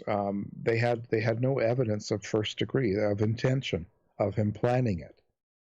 They had nothing to prove that. And the other thing was he had got a really powerful lawyer at the time, someone that was a real powerhouse in Western Canada, who was doing it for really pro bono, typical. Typical defense attorney gets to do a lot of TV, and they do a lot of promotion, and they take these high cases, especially in the Canadian system, because in the Canadian system they're not allowed to advertise on TV. So a good way to get on TV every day is take a high profile case and talk about it to all the media. That's unbelievable. It sounds like Harry Rankin out of Vancouver. Honestly, no, it wasn't, but same idea. Close same enough. idea. Close Yeah. enough. Yeah. Yes. Harry Rankin, for people who don't know in Vancouver, literally had hair like Albert Einstein at one point. It was awesome. It was awesome. He seemed to be on the news almost every night about something. But in regards to this guy almost rolling over to police, how did they finally get him to confess on what actually happened, or did he ever? Well, he never did, because what they did was they took that evidence to the Crown. The Crown charged him with the 6 murders, and then the Crown they made a deal, typical, so they didn't even have a trial. They just read it and give him basically the sentence. In second-degree murder, it's life with no chance of parole between 15 and 25 years. Depends on the judge, right? So the judge has to decide. Now, the problem here is, so you're saying, well, he murdered 6 people, so why would he even be up for parole? Back in 82, the law was still reading that if you had killed 6 members as part of the same, event, the same crime. It was listed as one. It's listed as one. So you can get 6 life sentences, but they're not served one after another. They're served all at the same time. So therefore, you have 6 life sentences with a chance of parole, which the judge ended up giving him the max, which was 25 years. That means you just serve 25 years, and you're up for parole. That's just how it is. So that has changed in Canada since then, but there's still a lot of the states that still do that same sort of judgment, and it's absolutely ridiculous. Yes. I want to see in Canada one day where we get those, 300-year sentences, 1,286 years. And by the way, we're tacking on another because you beat up another crook and criminal in the prison system. Well, and I think we have to look at this in a way of, look at, you have someone that's committed something that's so atrocious and so vile that, should he get out? Should he ever be allowed out? If we're going to be in a country that we decide that we're not going to kill our criminals, okay, that's fine. So if we have to live with that fact that there's no death penalty, these people that do these awful things should never be out. They just they're in for life or they get a sentence. There should be none of this parole in 25 or 15 years. Someone that kills 6 people, rapes 2 people, tries to kill a cop twice and actually runs over another guy and kills him. Do you really want this person out? Do you really want him to be your neighbor? No, and that's a very, very valid point. And the majority of society would 100% say no. But there are those who believe that rehabilitation does come into play, and I think that's a big one, and a big debate when it comes to cases like this. Eventually, it will come down to Robert Willie Pickton from the infamous pig farm murders. It will come down to everybody. I mean, imagine having 61 murders under your belt, maybe more, and you're serving one concurrent sentence. Yeah. You see, that's wrong. Because, fair enough, rehabilitation for people that at least deserve it, at least have a certain amount of what they've done is a mistake or something that they had an issue with. This is far beyond that, in my opinion. This is way far. And the worst part, okay, now look at it this way as well. This man was convicted for 6 second-degree murders, okay? So he goes away. He does not have to take counseling for sexual abuse or assault. He gets out of prison. He is not a registered sex offender. He's never been convicted of rape, okay, or child molesting. So that you're talking about a man that could be living next door to you, and there's nothing about him that you'll know. He isn't a registered sex offender. No, he doesn't have to take counseling for this issue that he says he has. So there is no rehabilitation there. It's not a true rehabilitation. No, very, very true. And how come that part was never brought forward? Well, you see, what happened was, okay, so the Crown gets it. They're going to go, okay, he wanted to end it. We'll put him away for life with 25. It's done, and get the spectacle over with, and let Canada move on, and not hold on to this. So that was the idea of the Crown prosecutor. They had no evidence of the rape, but so after they had decided this was the sentence and they went ahead with it, Easton went back in and met with Shearing and asked him about what really happened, and after he had talked to his lawyer, he realized that nothing could happen to him. So then he told him, yeah, I wanted to have sex with the girls, and I knew the only way I could do it was to kill the 4 parents, 4 adults. So that's what I did. It was with other cops and with me later that he went into more detail. And for me, what's really disturbing is he has this idea almost like, especially with the 11-year-old, yeah, she didn't know what she was doing, so I just shot her in the head. So that attitude was almost like, yeah, I'm right. You know what I mean? It's almost like she didn't know how to drive, so I cut her off. It was almost like that. He said it with that kind of there was no emotion that you just shot an 11-year-old in the head. Do you know what I mean? It was almost like, oh yeah, I threw away that paper. It was no good. He said it like that. So to me, that in itself means there's no real remorse there. That's not, he's not feeling sorry. He's not devastated what he had done. And that to me is enough to keep someone like that away. In the next half hour, we're going to talk about his parole, because he is up for parole, and I think we could spend a lot of time on that. Getting back to the communities, which, believe it or not, back in the 80s, it was the place to vacation. I mean, it had wild and wet water slides right beside old McDonald's farm, and I remember going there as a kid and be like, wow, this is just the greatest place ever. I don't know if you did, Al, or not, but I know my family sure did. And I can say this, that was a very tight-knit community back then. They were proud of their tourism. They were proud of where they were along Okanagan Lake. They weren't big bad Kelowna at that time.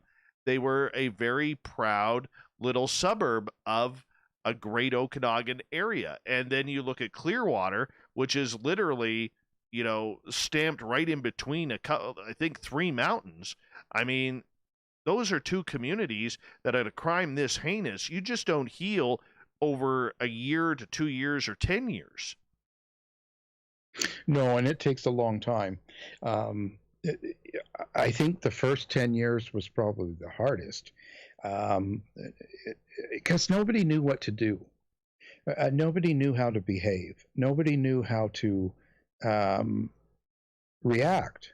Like everybody was shocked, scared, upset. They had all of these emotions, and they didn't know how to deal with them. And there was no help for anybody in the town, like the kids or even the adults.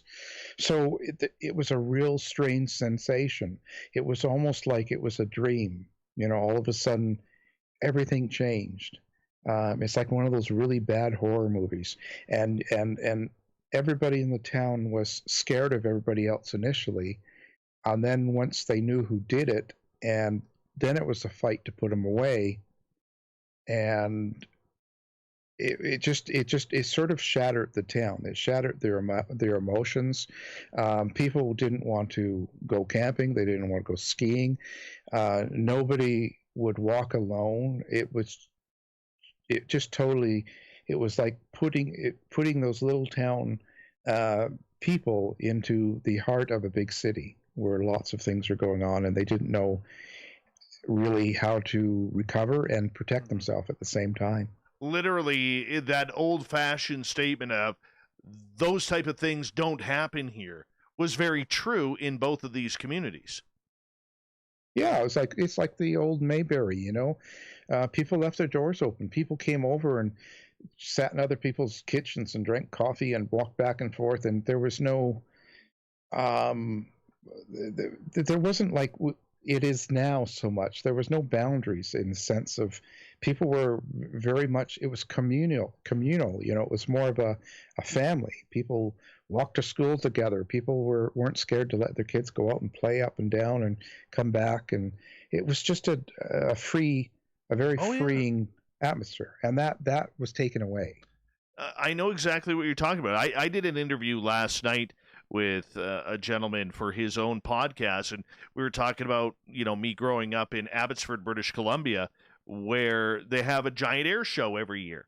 And literally this air show will get 125,000 people a year on a good year, if not more. And I remember I went to my first air show at 3 years old, and my best friend at the time was 5, and our dads would let us go right onto the tarmac to where all the airplanes were because they had the static display, and there was never any worry. You're around a lot of military people. Nothing bad's going to happen. Today, I could never allow my 7-year-old son to just wander off like that to go look at a bunch of, military aircraft. I'm like, are you nuts?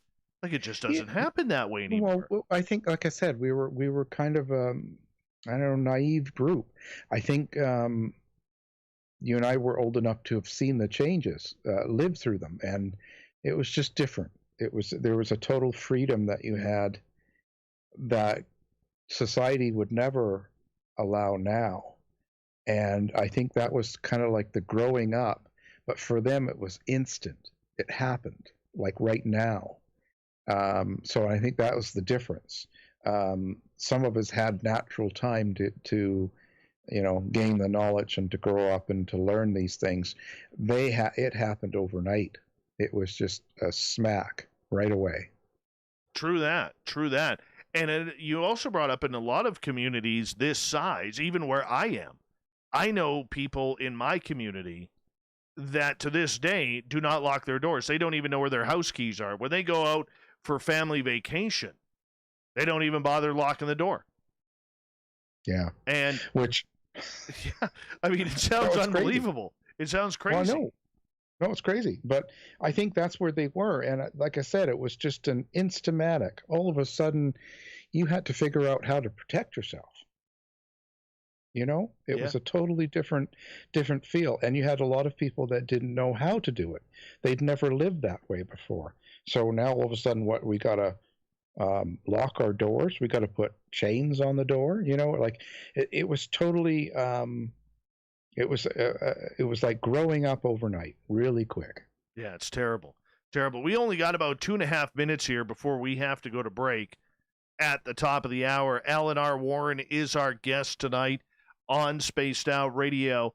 When the police finally got him out to confess to the murders on this, what kind of media attention did this receive across Canada? Way too much. It was crazy. There were hundreds of people outside of the Kamloops courtroom, and the worst part of it too was as soon as it hit, they had to the family members, like a lot of the cousins and that I spoke to, the adults had to get them out of town. The media was camped outside of all their houses.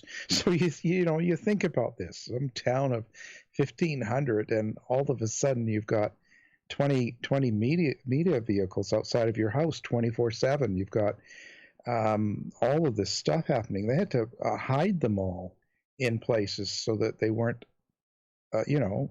hassled by the media. It was just it was a frenzy that right. I couldn't imagine. And back then, the newspapers and the television stations and even the radio stations, they still told you the address of the victims. That's right. So they told you everything. Yeah. So for people who may not know or remember, if this crime had happened, it would be like, Dave Scott was arrested on, forging checks at the local casino, and Dave lives at 123 ABC Street in whatever town. I Exactly. mean, that's the way they would do things, and they had no problem with putting the victims in there as well. Yeah, and they would even print the phone numbers. And the worst part was, the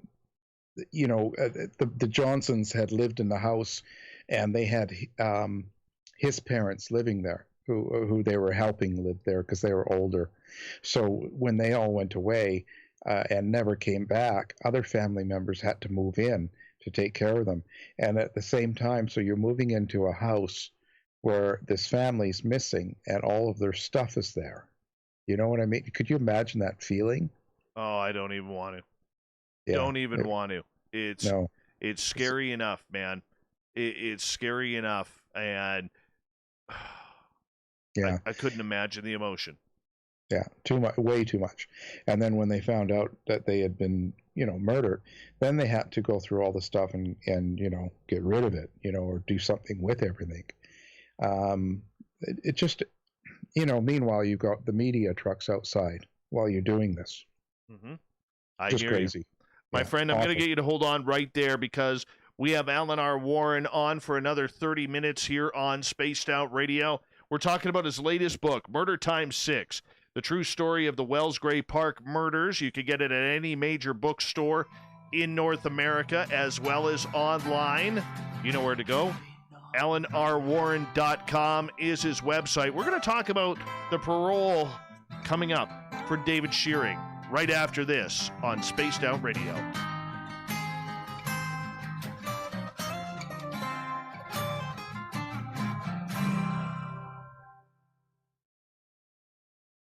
All right, my friend, I'm going to quickly run my dogs out one more time. I'll be right back.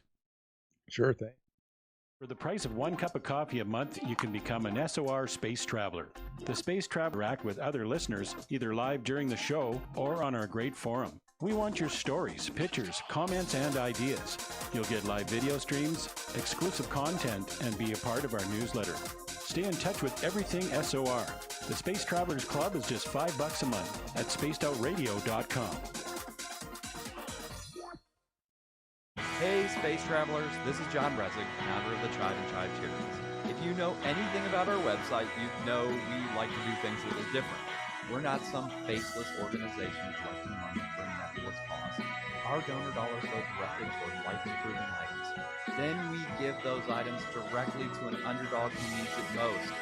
To become a donor with Spaced Out Radio's official charity, Tribe Charities, just go to tribecharities.org/donate. We are scouring the world for the most intriguing stories of your day. Take the time to read up on the SOR Newswire, where our team, led by Captain Shirk, will deliver to you some of the best paranormal and supernatural news, along with some stories that will blow your mind from the weird to the wacky. It's the news outside the news that piques interest, and that's what we're looking to deliver to you. The SOR Newswire, only at spacedoutradio.com. We're adding to the entertainment online for Spaced Out Radio. I'm Amber Beckrud, and I want to invite you to subscribe to our YouTube channel and check out Cryptid Tales, where I will take you on a journey into some of the strangest legends and lore from around the world, relaying the stories to you of the strange creatures and experiences that people have had throughout time. You can find Cryptid Tales at youtube.com/spacedoutradio, and while you're there, don't forget to check out our free archives and leave a comment. See you there. Hello, space travelers. It's me again, Carl. Don't forget to join the Space Travelers Club for just $5 a month and follow Spaced Out Radio on Twitter at Spaced Out Radio. Our Instagram, Dave Scott SOR. Our Facebook page is Spaced Out Radio Show. Our archives are free at youtube.com/Spaced Out Radio. Come woo it up with Spaced Out Radio today. Bye! Hi there, this is the paranormal lawyer Michael W. Hall. I'd like to invite you to listen in each Sunday night where we're going to open up your eyes to everything strange and paranormal. I will be hosting some great guests with topics that affect us all, such as UFOs, ghosts, and everything paranormal. Let's learn together on Spaced Out Radio Sunday with myself, Michael W. Hall, the paranormal lawyer at spacedoutradio.com. Hello, this is your guitar man, Ron Bumblefoot Thal, and I have to tell you, I love the response I get for Little Brother is Watching from Spaced Out Radio fans. It's amazing how music can inspire and make people think deeper about what's going on in the supernatural world.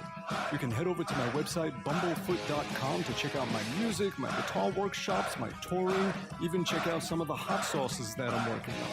And make sure you keep on listening, because with Spaced Out Radio, you know Little Brother is watching. Hello everyone, this is Ryan Stacy from the Experiencer Support Association, otherwise known as TESSA. We're glad to team up with Spaced Out Radio to help investigate your experiences on the SOR Sightline Report. Together, we'll investigate the strange sightings and occurrences you've had. We're looking for answers just like you. So fill out a Sightlines report on the Spaced Out Radio website, and let's figure out what's going on together. Alright, I'm back. I'll be back. No problem. No, I'm here. Oh, yeah. I was trying to sound like back. Arnold Schwarzenegger. Yeah, I was trying to do it, but I'm not good at it.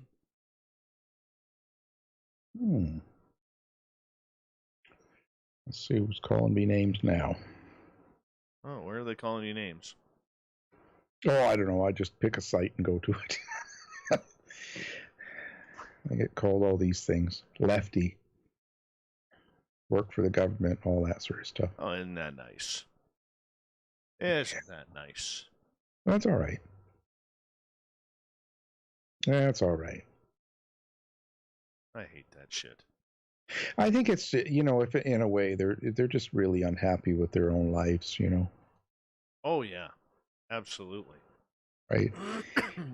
I mean, to start really getting that ugly, you're just really unhappy about something. Yep. Too well, my friend. All too well. Yes. If I were, honestly, if I were to know that for me doing this show for almost free on a nightly basis, that I was going to take as much shit over the last few years as I have, I don't know if I would have signed up for it. I really don't. Like, somebody pointed out a video that to this day I don't know what I did to piss the person off. Don't know what I did. And I gave this person more airtime than a lot of people. And boom, all of a sudden I'm the bad guy, and my show is all about the woo and doesn't talk anything serious about trying to solve these topics. I'm an entertainment show. You know, like, I don't know. Last time I checked, I'm an entertainment show. I don't get it. It's your fault. Yep. I'll get I'm into done. that with the audience after the news. But anyways, we're on in 5 seconds. Hold on 1 second, my friend.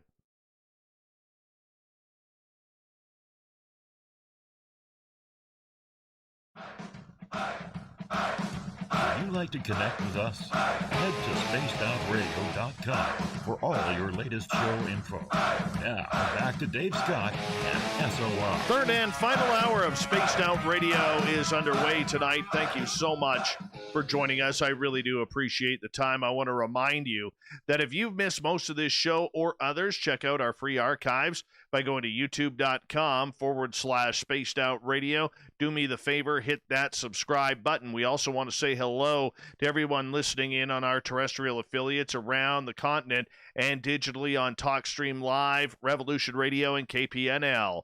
The Desert Clam has set the password for tonight in the SOR Space Travelers Club. What do we got here, Clam? Habromania. Habromania is your password. Use it wisely, Space Travelers, as the Clam sets the password each and every night right here on Spaced Out Radio. Our website is spacedoutradio.com. We have a plethora of features for you, including rocking out to Bumblefoot and reading up on Captain Shirk's SOR Newswire. Follow us on Twitter at Spaced Out Radio and on Instagram at Spaced Out Radio Show. For the final time tonight, we introduce our guest, Alan R. Warren. He is one of the top true crime researchers, authors. He's a best-selling author. You can find all of his books in any major bookstore, online, anywhere around the world, because he is that darn good. He's got a nice face, too. He's a handsome guy. Could probably use a nice mustache, but, you know, we'll forgive him for that, for not having that. But his website, alanrwarren.com. I still think you should grow a mustache. That's just me. But I don't know if I could do it. I think you can. No. I don't have hair. I know. You still got a baby face. Hate that. Hate that. Yeah. That's the only thing I've got left. Not me, man. Not me. I've already got my buddies, like my buddy Mark, who comes into the chat rooms all the time. He's like, yeah, you're looking more like Santa Claus every day with that beard. I'm like, thank you. Thank you. Even my own mother said the other day to me, that beard makes you look like you're Santa Claus. No, Mom, I'm not. Thank you, Mom. Anyways, moving on here with this incredible story of your book, Murder Times 6, the true story of the Wells Gray Park murders. Now, the person who was convicted of this, a gentleman named David Shearing, who was convicted, I believe he was 24 years old. You know, that means he spent the last 38 years in prison. He would have come up for parole previously, would he not have? Yeah, he actually came up for parole originally in 2008, and the hearing didn't go very well. And then again in 2012 and 2016 he withdrew, so it never happened.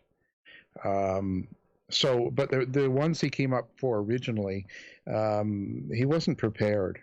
Not at all. He wouldn't apologize for what he did. He wasn't sorry. You know, he just wasn't there. He wasn't ready. But he's changed himself quite a bit now, and I believe it's to set himself up to get out. Okay, so with that, especially for our American listeners who may not understand how the Canadian system works, how can he be up for parole so many times? Well, it depends on how you behave in prison, first of all. And so he lived in prison a really good time. He never committed any infractions. He had a really good record. So therefore, he's well behaved.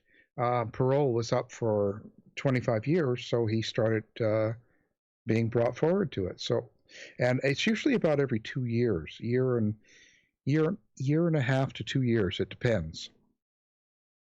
So every 2 years, the taxpayer is on the hook for this. Yeah, and now to explain too how it works is, so he's going to come up for a date on parole. So everybody that was involved in the murder, so all the family members, any victims that survived, parents, even friends and neighbors, all get a letter. And in the letter it says, okay, the parole's coming up this date, and they're invited to come watch, and they're also invited to submit any sort of impact statement that they'd like. And so a lot of them do. And I put an impact statement in there by someone that was in the school with the girls and how it's affected her life. And what I did was, when I first talked to her, she said how initially when she was sending them, they were being rejected by the parole board because they considered them too mean. I thought, wow, it must have been pretty harsh. And she said, no, it wasn't. And she gave me a copy, and that's what I put in there. So I wanted people to see what they considered to be too mean. It wasn't too mean. And the thing is, it's devastating to someone that's close to people that this has happened to. So it's going to be rather harsh. But the thing is, there was no swear words. There was no wishing he died. There was nothing violent. It was just about how much pain it caused and how it wrecked everything in the community and their lives, all this stuff. But the parole board seems to be very particular about what they let in and what they don't. So that's something you have to keep in mind. It's the other thing is when you go to the parole hearing, he sits with his new wife and whoever else he has, facing the 3-member parole board.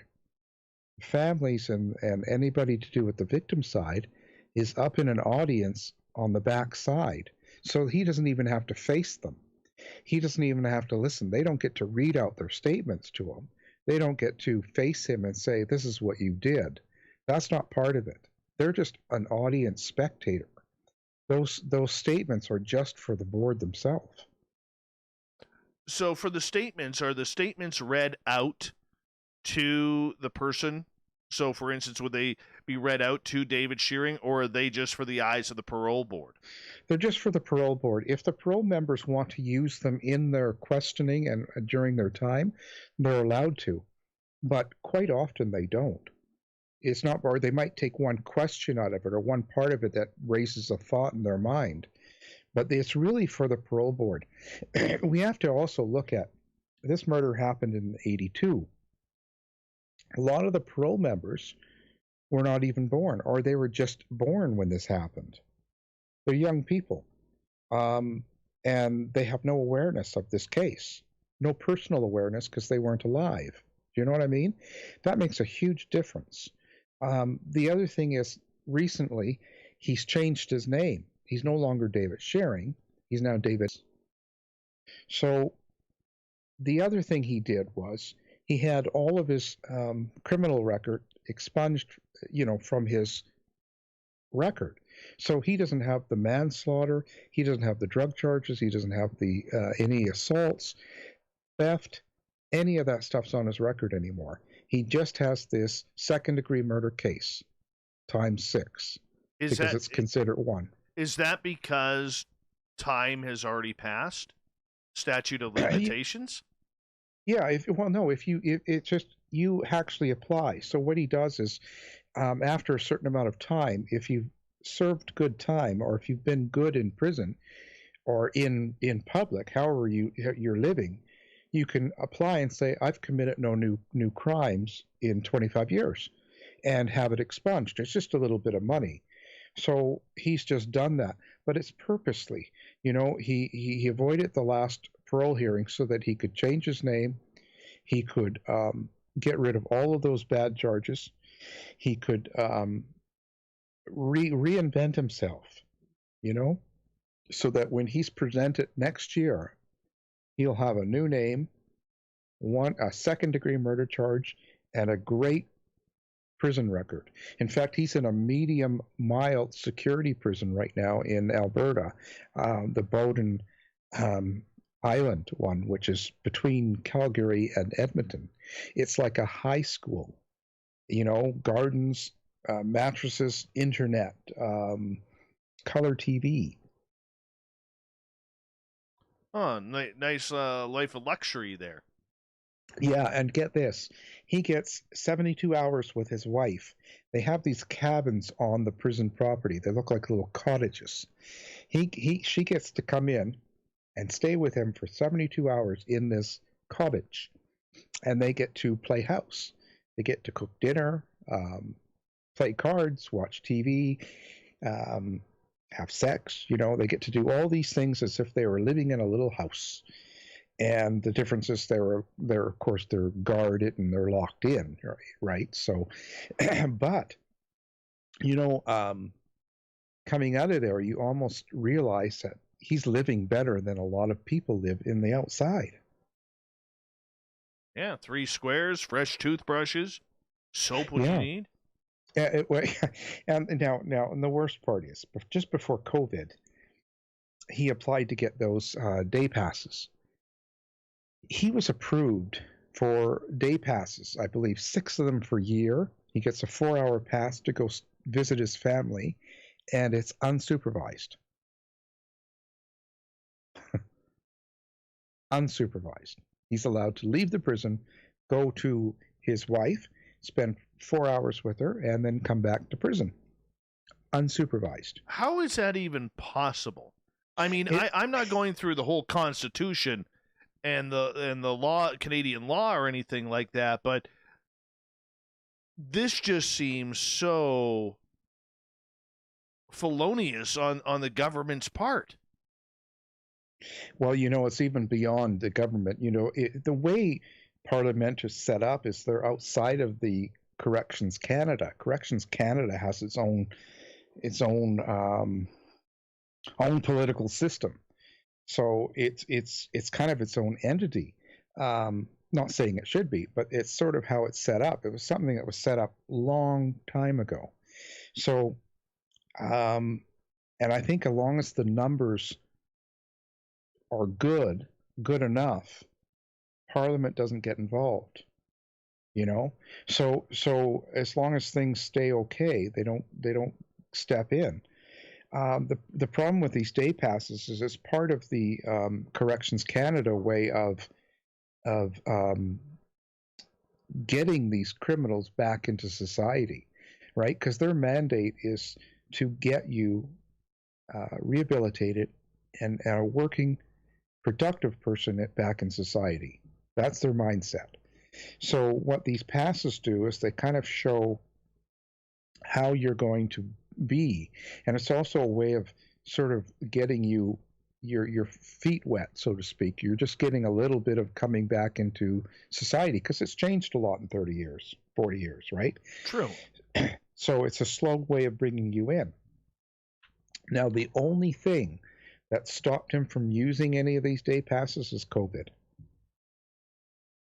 As soon as COVID hit, they shut the whole program down. So no day passes are allowed from prisoners until the COVID thing is over. But he's got approved for 6 of them. Obviously, there's somebody on the parole board who feels that he has been rehabilitated. Have you talked to anybody regarding this? Yeah, 2 different people.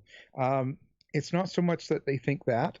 You see, because each time they have new members, I think it's just the mindset of when people are in the parole board, they're working to get you out, and that's how they're graded.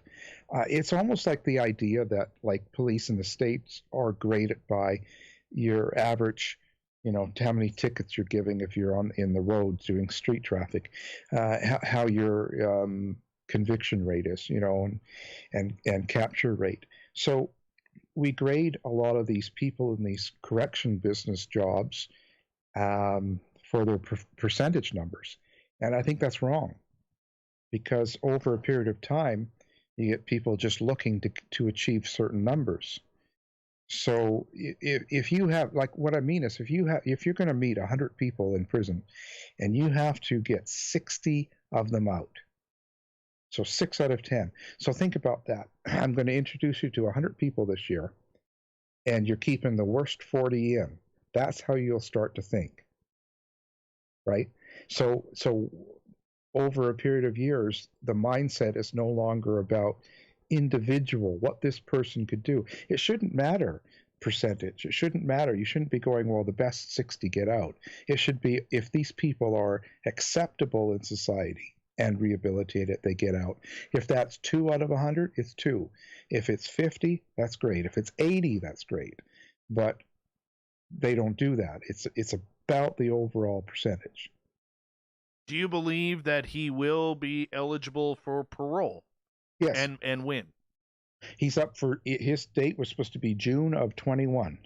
And being that he was already pre-approved for the 6-day pass unsupervised, he's on his way. He is on his way. That is the first step. If he behaves himself during these day passes after COVID, yeah, he'll get out. There's no reason not, absolutely nothing. Nothing you could do to keep him in unless he commits a crime. I mean, that's it. It's done. It's a done deal. The board is not going to approve you on unsupervised day passes unless they think, oh yeah, he's going to be fine. There's a lot of people right now who are sick to their stomach listening to this. Oh, and it gets worse when you get into it, especially when you get into the and you know, one of the things I was getting another group of emails from people saying, oh, no, they just say they're going to let you out, chance of parole. No, I put the numbers in the book just so people really understand the true facts. If you look at the percentages and the numbers of people that really get out, people that are convicted of life for some sort of a murder, the average person only spends 22 and a half years in prison in Canada, period. So a life sentence, you could really say, is 22 and a half years. So don't kid yourself into thinking that it doesn't happen. It happens.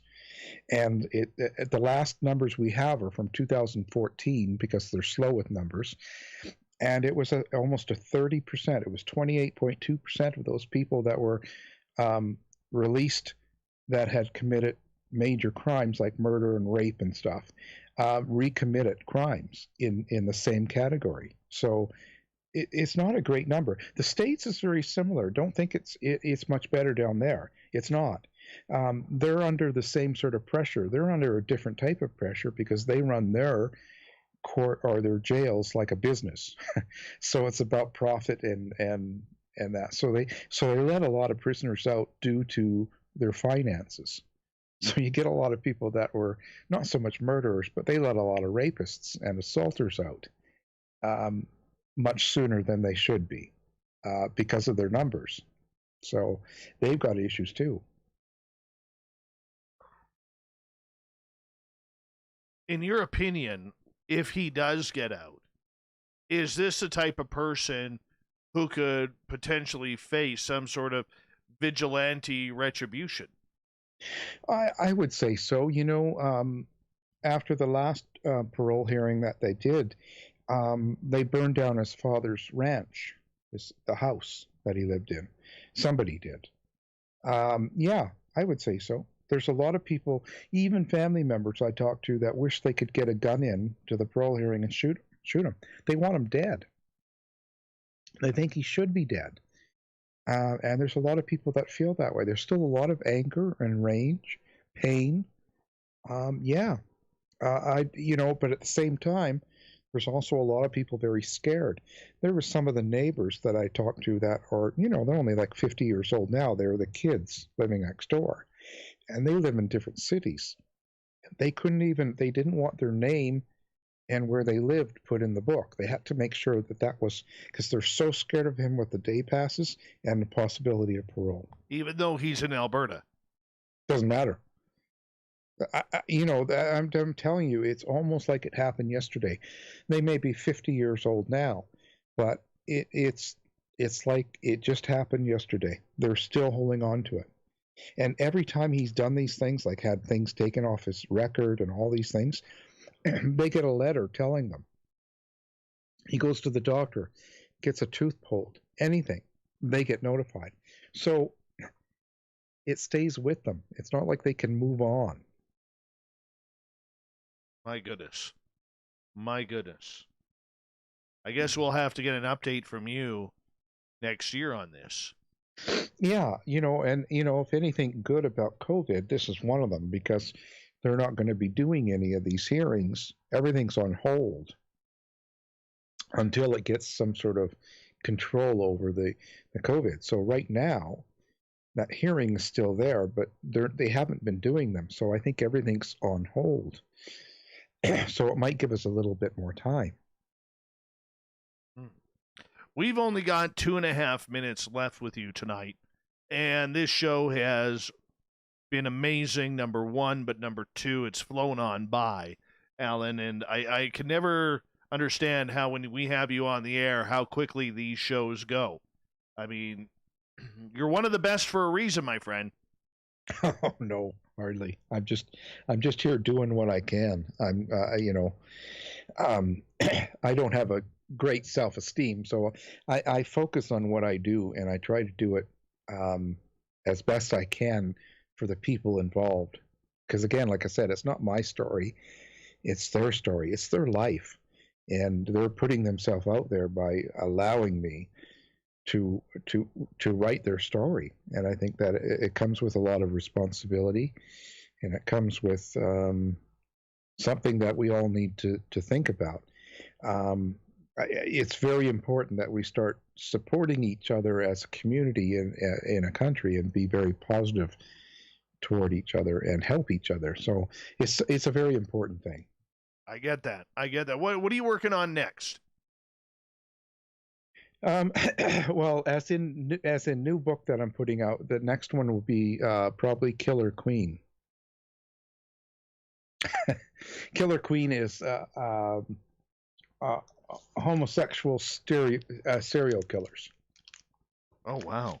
And I go back to the very first one that we know about in the 50s that was killing females in Los Angeles.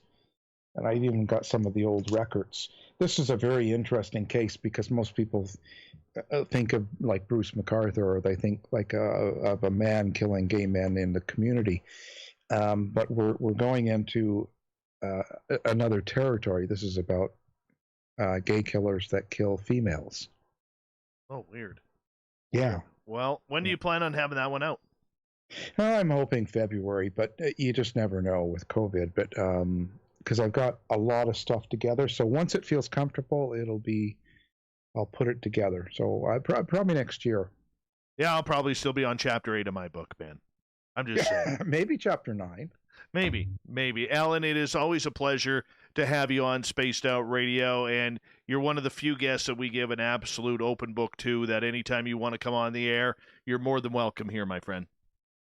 Well, that's a nice thing to say, and thank you very much. It's always a pleasure. Absolutely. Alan R. Warren, everybody, on Spaced Out Radio, his website, alanrwarren.com. You definitely want to add his books to your collection, including his latest, Murder x6, the true story of the Wells Gray Park murders. And, of course, all of his books can be found at any major bookstore around North America, and, of course, online, places like Amazon and Barnes & Noble.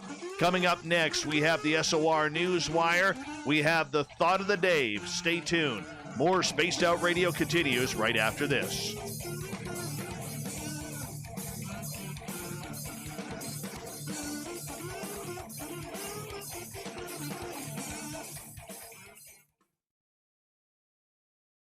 Amazing show, dude. Amazing show. Wow, thank you for saying that. Glad you liked it. Oh, well, I'm that guy. I know when there's a good show. I've done this enough. This was amazing. Amazing. Unbelievable. Well, glad you're happy. Yeah, losing my voice. Yeah, me too. I've got like a third cup of water here left, and I'm like, can I use that and sip on that to get through the news? Oh, no. Yeah, I know. It's crazy. It's crazy how that goes. No kidding. No kidding. Anyways, my friend, I got to run here, get ready for the news, but much love to you and all your hard work, man. You deserve all the greatness that you get, my friend. We'll give you a few claps. Absolutely. I got the clap. Take a bow. Take a bow. All right, Yeah. brother. You take care, Thanks. okay? Thank Take you care. again. Bye-bye. Bye-bye. I love him. I absolutely love him. He is an amazing speaker. He is an amazing researcher. And that is a good show. That's as good as it gets when it comes to true crime, everyone. And that's why we have Alan on here quite a bit on this show. I mean, you guys heard it firsthand tonight. You heard it firsthand. Yeah.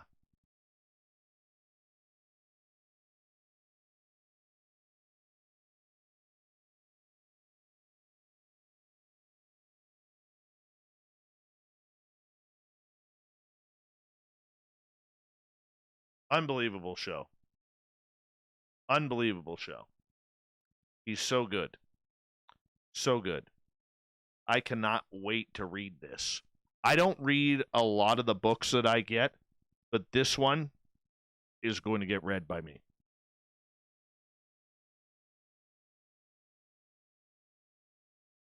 That's not an insult to every other author who sends me books, but there's something good about this. Something good.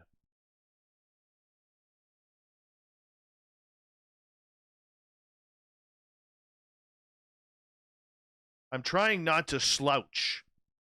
I've noticed that I've been slouching a lot lately, and my back is killing me. So I'm trying not to slouch. By the way, all of our shows brought to you by Mighty Moose Beard Oil. Make sure you order it up because Gary the Dutchman's Winter Blend is phenomenal. This one is, what is this one I got here?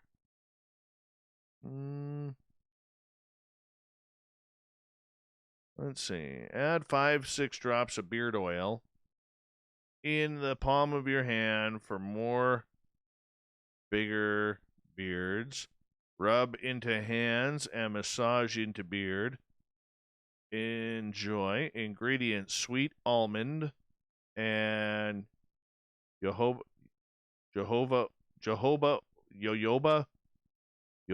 oil, whatever, combined with the perfect blend of cedarwood, black pepper, and grapefruit oils. All natural. All natural. Hey, redheaded Lisa. How you doing? Yeah, I'm trying not to slouch. Jojoba? Is that the pronunciation, pharmacy? No, but the winter blend smells really good. It smells really good.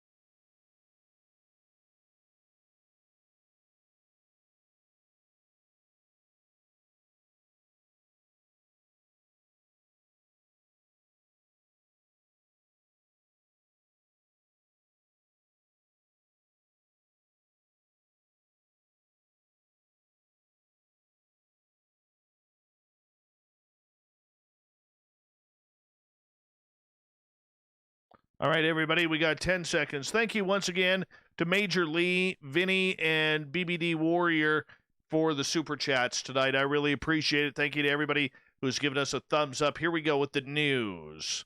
Don't forget to hit that subscribe button, too.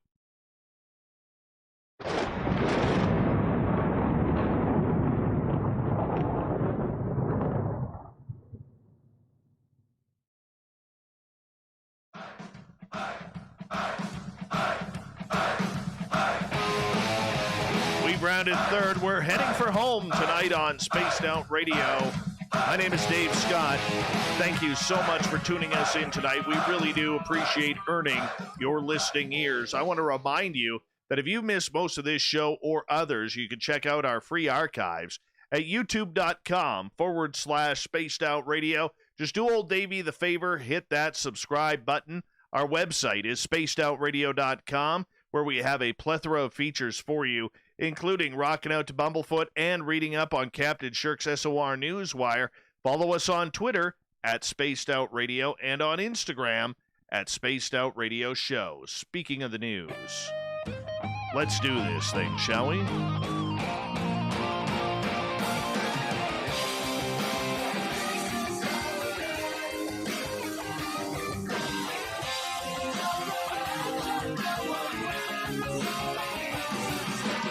The news is always changing, which is why we bring you the SOR Newswire at the back end of every show, where we get to the weird, the strange, the wacky, and sometimes the wild. Literally, way up there in Alaska, in Yakutat. Captain Shirk didn't think I would pronounce it. She goes, "Do you know how to pronounce the word yak? Is it yake, Captain?" "Oh, by golly," she says. "Where's my glasses?" "No. It's Yakutat." An Alaskan Airlines jetliner struck down a brown bear while landing Saturday evening, killing the animal and causing damage to the plane. None of the passengers or crew on board the plane were injured during the incident in southeast Alaska. The Boeing 737-700 killed the brown bear sow, but a cub thought to be about 2 years old was uninjured. Alaska Department of Transportation and Public Facilities spokesperson Sam Depkevich said airport crew members had cleared the runway about 10 minutes before the flight was expected to land. The plane landed after dark, and crews followed normal procedures with runway checks. The staff did not see signs of wildlife during the check, but the pilot spotted the two bears crossing the runway as the jet slowed down after landing. The nose gear nearly missed the bears, but the captain felt an impact on the left side after the bears passed under the plane. The pilot saw a bear lying about 20 feet from the center of the runway as the plane taxied to a parking area just before 6:30 p.m. It was not immediately clear how many passengers were on the flight. The plane departed from the town of Cordova and was scheduled to stop in Juneau after leaving Yakutat. See, Captain Shirk, I can say Yakutat. The left engine cowling of the jet was damaged, and the plane remained in Yakutat Sunday. Our maintenance technicians are working to repair the plane, which will take a couple of days, says Alaska Airlines. Of course, you hit a 2,000-pound bear with your jet. The airport, by the way, is partially enclosed by a fence. Employees undergo annual wildlife hazard training, as well as use pyrotechnics or vehicles to herd animals away. Planes previously have been reported to hit deer, geese, caribou, and other animals in Alaska. No Sasquatch, no Dogman, though. But Depkevich said that this is the first time he was aware of a bear being struck. Crew members at the Yakutat airport cleared the bear carcass from the runway. The Alaska Department of Fish and Game was expected to collect the remains. Scary. Scary. What the hell was that bear thinking? Did it not recognize the noise? Bears are usually quite skittish around that kind of stuff. I don't get it. Speaking of Bigfoot, a wooden statue of a Bigfoot was recovered by police after being seen alongside a road north of Santa Cruz, California. Thieves grabbed the 4-foot-tall wood carving from the Bigfoot Discovery Museum near Redwood State Park and relocated it. Maybe it wasn't human thieves at all. Bigfoot, the real one, may have moved it to prank the locals himself or herself. Yeah. In the event that you need a little Sasquatch video action, you can always go to YouTube to find a bunch of fake ones out there. But, this is actually kind of cool. I bet you this happens again. I really do. Because normally, when it happens once, now it becomes a prank. Now everybody's going to be stealing that Bigfoot and leaving it around town. And there's going to be a legend made of this. This is fantastic. It really should. It sucks for the Bigfoot Discovery Museum, but as long as the Bigfoot stays intact and people don't break it, I say move it around. Move it around. Have some fun with it. It's kind of like, when you see those people, and I don't promote this, okay? But when you see those people stealing garden gnomes from people's gardens, and then they take them on a trip, and then they return the garden gnome, I don't know why. I would love for that to happen to me. But then again, I don't have any garden gnomes in my garden. They're all securely placed right here at SOR headquarters, so that way they don't get away, and that way I have full control on whether or not they move. But if you're going to pull a prank like that, just make sure you return it in one piece, because you are stealing private property, and, we don't really condone that around here. No, we don't. It's funny, but we don't condone it. Okay, moving on. A hiker who was rescued after being lost overnight in a whiteout in Mount Rainier National Park in Washington State has been brought back to life after what his medical team is calling an amazing recovery. 45-year-old Michael Napinski of Woodinville died in the emergency room at Harborview Medical Center after being airlifted off the mountain last Sunday. He had a pulse when he arrived at the hospital, but soon his heart stopped, said Dr. Janelle Badulak, one of the first people to start treating him. He died while he was in the ER, which gave us the unique opportunity to try and save his life by basically bypassing his heart and lungs, which is the most advanced form of artificial life support that we have in the world. The medical team repeatedly performed CPR and hooked him up to an extracorporeal membrane oxygenation machine. I'm never saying that again. An ECMO machine, which pumped blood in and out of his body into a heart-lung machine that removes carbon dioxide and then puts it back in the body. His heart remained stopped for 45 minutes. I wonder where he went. That's what I want to know. Where did he go? After the doctors restarted it, the medical team spent the night beside him to make sure he would continue to stabilize. 2 days later, Napinski woke up. Trauma nurse Whitney Holan was there and said the first thing he really wanted to do was call his family. He was crying, and they were crying, and I'm fairly sure I cried a little bit. Holan said, well, why wouldn't you? This is an awesome, awesome story. It was just really special to see someone that we had worked so hard on from start to finish to then wake up that dramatically and that impressively. Good for them. She added, it reminded me of this is why we do this. This is why we are doing the long hours. This is why we're away from our families. This is why we're here. I'll add something to her statement. This is why, lady, you are a hero, along with all your other medical technicians and doctors. He continued to have some trouble with his heart, kidneys, and frostbite, but doctors said they believe he'll be okay. He still remains in hospital. Good for him. Good for him. And they are heroes. Doctors, heroes. A British boatsman has recounted a terrifying ordeal. You know what?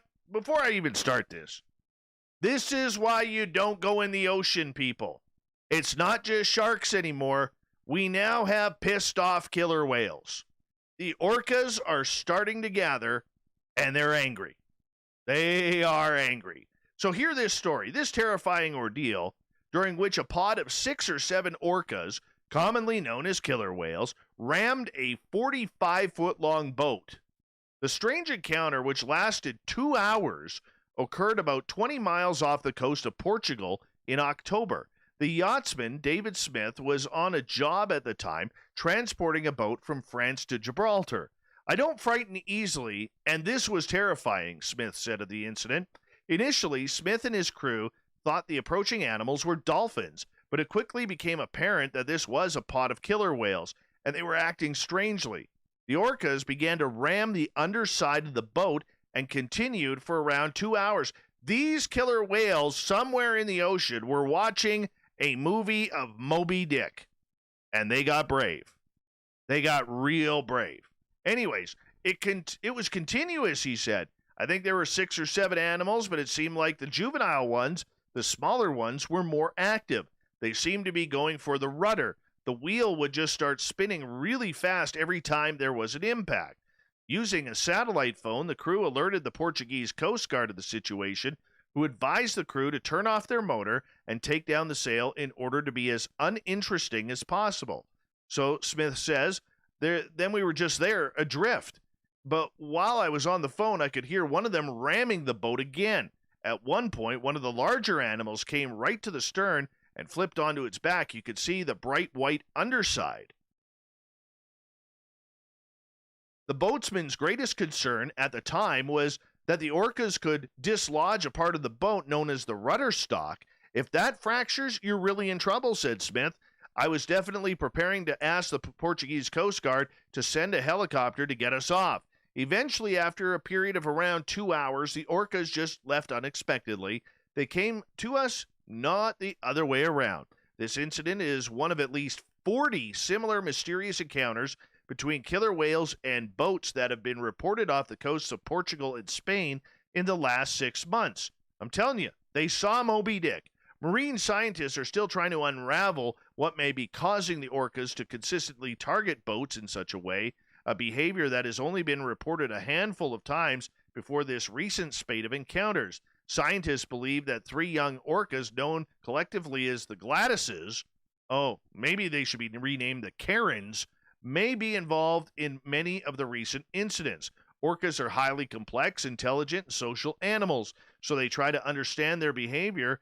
It's a difficult task for scientists. Some have speculated that the ramming of the boats may be a form of play rather than deliberate attempts to harm people or damage boats. Either way, they have big teeth. They can kill you. And another reason not to go in the ocean. Santa Claus is coming to local malls all around the world here very, very soon. However, in New York, you're not going to be sitting on Santa's lap. No, despite the pandemic and the fact that Santa's age and weight put him at high risk for severe illness from coronavirus, mall owners are going ahead with plans to bring him back this year, as they should. But they are doing all they can to keep the jolly old man safe, including banning kids from sitting on his knee, no matter if they've been naughty or nice. Kids will instead tell Santa what they want for Christmas from 6 feet away and sometimes from behind a sheet of plexiglass. Santa and his visitors may need to wear a face mask, even while posing for photos. And some malls will put faux gift boxes and other decorations in front of St. Nick to block kids from charging towards them. Other safety measures include online reservations to cut down on lines, workers wiping down holiday decoration sets, and hand sanitizer aplenty. Santa's hours are also going to get cut back to give him a break from the crowds. Macy's canceled its in-person visits this year, saying it couldn't provide a safe environment for the more than 250,000 people that show up to see Kris Kringle in its New York flagship store. But malls, which have struggled to attract shoppers for years, are not willing to kill a holiday tradition that is one of their biggest ways to lure people during the all-important holiday shopping season. You have to give them a reason to come or they'll stay home and shop online, says Michael Brown, who oversees the retail team at consulting firm Kearney. More than 10 million U.S. households visited Santa in a mall or store last year. According to Global Data Retail's managing director Neil Saunders, nearly 73% of them also spent money at nearby restaurants or stores. Santa is the magnet that attracts people to malls, and without that attraction, malls will struggle even more to generate foot traffic. You want to see struggling for foot traffic? Come to the mall in my town. It has a bank, an insurance office, a doctor's office, a dental office, a food store, and a drugstore. That's it. That's your mall. Can't even fit a Santa chair in the mall. The hallways are too thin. It's old school, man. It is old school. But Santa this year, I'm a big Santa guy. I believe in the guy. So just make sure that you don't go kill him off with COVID. That's all I'm asking. Wash your kids. Oh, the Edmonton Oilers. My proud hockey team that I cheer for, besides the Canucks. Well, my Oilers are now being sued by a Dallas, Texas hotel over an alleged bounce check and a hotel stay. Yeah. According to reports, the Oilers allegedly bounced a $28,000 check following a stay at a Dallas hotel in December. The report also says the Oilers owe another $27,000 for a stay in March. The Oilers played against the Dallas Stars in Dallas on December 16, 2019, a game that we won 2-1 before traveling to St. Louis for a game there on the 18th. Edmonton also played in Dallas March 3rd with another 2-1 win. That's because we were on a roll to the playoffs. We were winning. Oilers Senior Vice President Tim Shipton provided a statement to Westhead saying, "We have the same challenges as every business navigating through the global pandemic. We are working diligently through our business operations and attending to outstanding issues from the unexpected stoppage of last season." Your owner is a billionaire. Let Daryl Cates write the check. Come on, Daryl. You're in the medical field. You own a bunch of pharmacies. Cut the check. You'll probably spend $27,000 on your son's hairdo just for Christmas alone. His son has a giant perm. It's amazing. Fantastic hair. A champion racing pigeon sold by a Belgian trainer broke a world record and became the most expensive pigeon ever when it was sold for nearly $1.9 million. New Kim, a 2-year-old bird put up for sale on the Pippa auction website by retired trainer Gaston Van de Weyer, who's 76 years old, fetched a top bid of $1,894,672 at the closing of the auction. The website said the pigeon was purchased by a Chinese buyer using the pseudonym Super Duper. Nice and original there. The buyer's real name was not revealed, but Pippa said it was the same man who previously set the world record in March of 2019 when he paid $1.4 million for a champion racing pigeon named Armando. Finally tonight, this is scary. Eerie. But we're going to tell you anyways. How would you like to be doing a little gardening or yard cleanup for the winter and find a bomb in your backyard? Seriously. And not just any bomb, like a World War II type bomb that could literally go off. Sometimes they're dummies, sometimes they're fake, sometimes they're kids' toys. Either way, it's scary stuff. Well, authorities in Massachusetts were summoned to the home of a man who made an unusual discovery while doing yard work. It was an apparent mortar round. The Westboro Police Department said officers responded alongside personnel from the Westboro Fire Department when a resident doing work in his backyard called 911. The resident told authorities he was working in his backyard when he dug up the object that really resembled a bomb. The Massachusetts State Police Bomb Squad was summoned to the man's home and transported the device to a safe location where it was detonated. The origins of the device and how it became buried in the man's yard is still unknown. That is creepy stuff. Creepy stuff. I don't get it.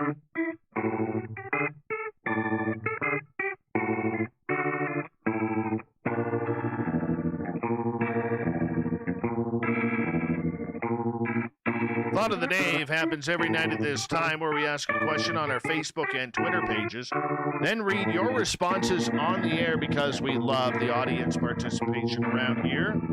Today's Thought of the Day is as follows.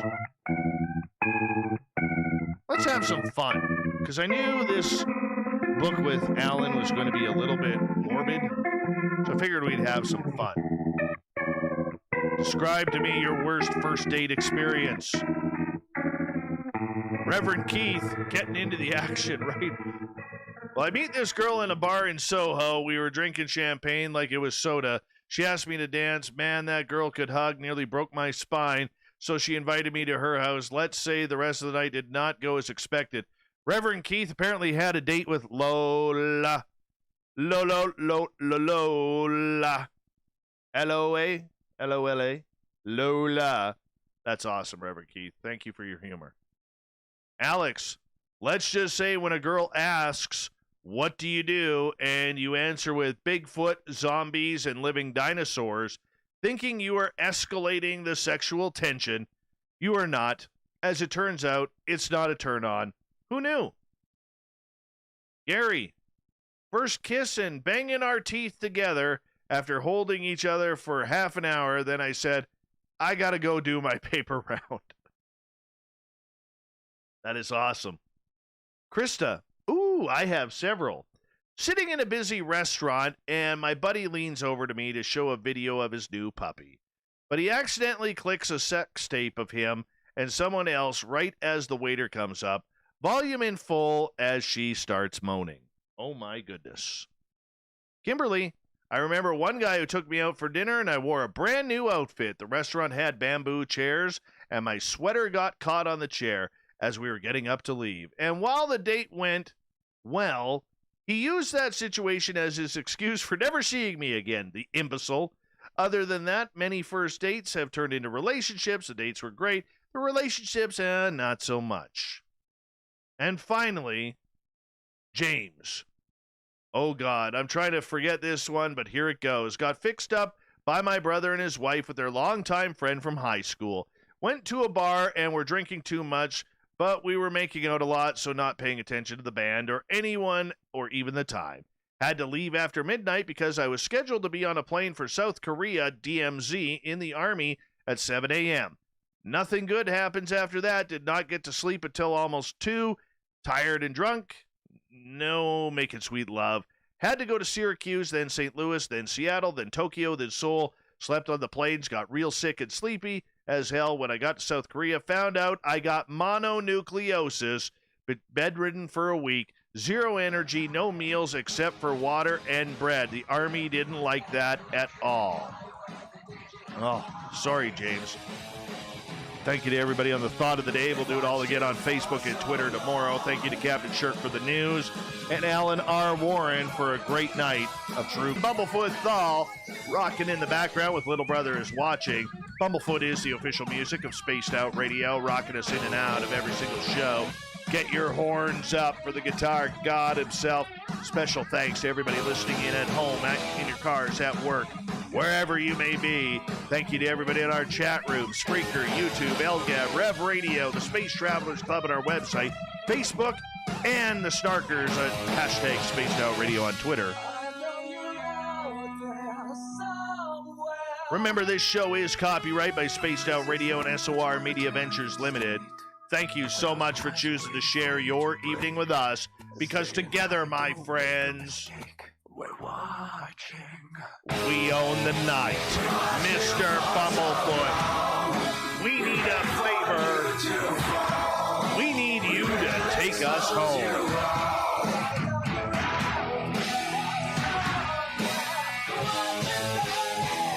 Yes, the Woo Train has docked for the night. But tomorrow, my friends, we shall ride again. Your seats are always available. Your tickets never expire. And if you want to bring a friend, we got room for them too. Good night.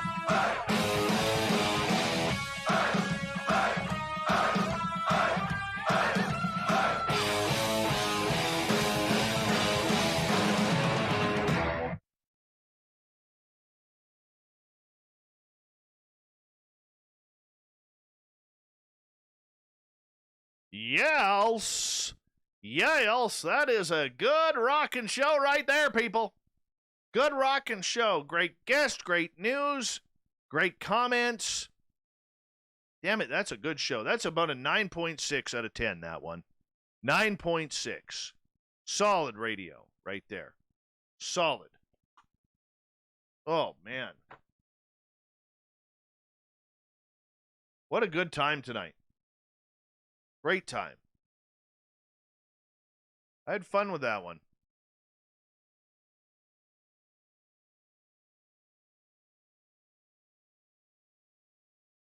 Download that.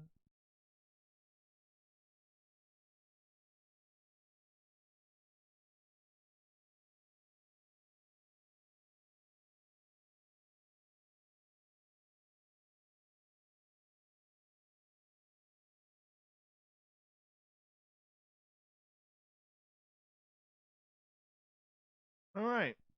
I'm just going to quickly run to the bathroom. I'll be right back, people. I know you don't really need to hear that I'm going to the bathroom, but old Davey got to take a pee. I'll be right back.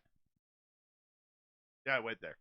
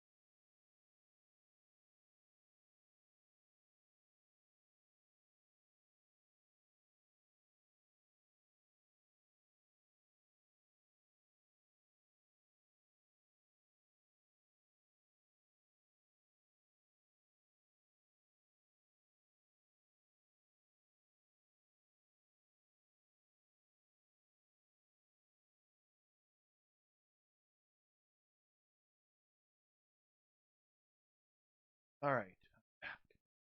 I am back. Made it. Yep, all my snow blowing's gone to hell now, too.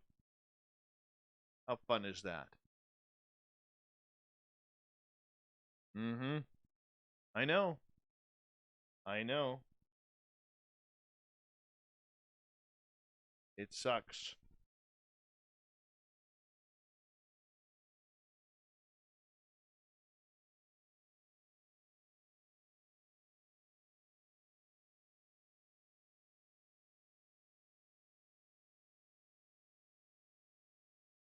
Totally sucks.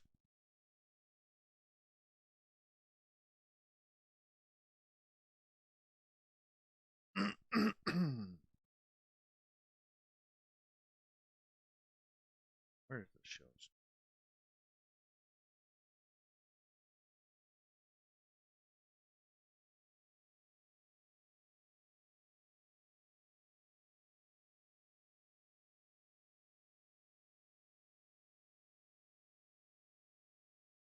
Two seconds. Oh.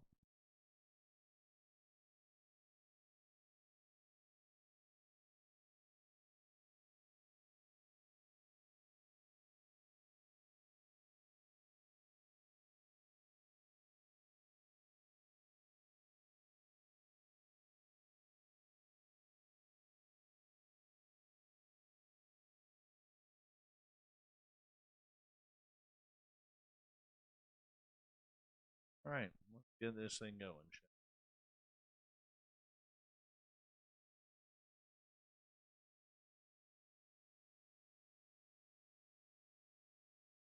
It's over there.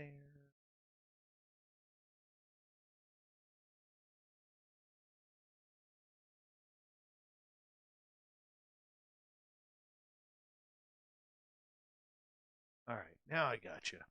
Hi, Princess Denali. How are you?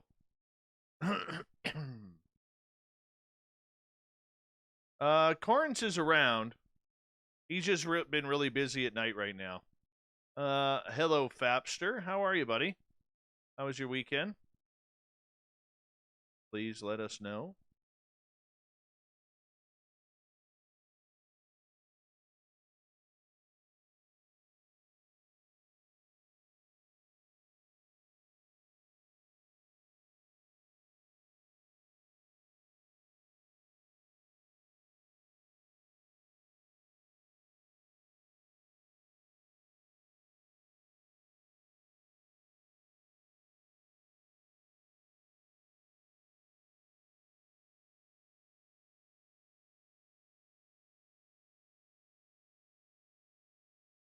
Handsome Dave, yes, that is a very correct statement. Very correct statement.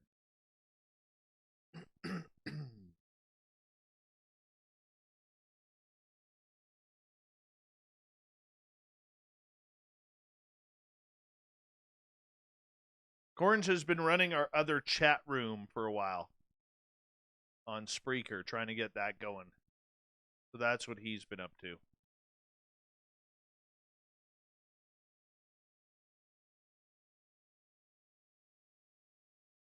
No scandal. No scandal at all.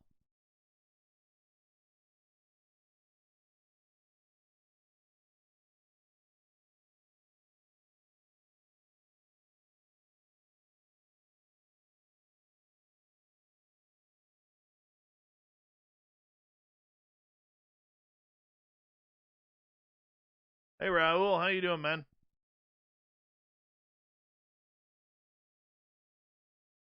Oh, damn it. Son of a...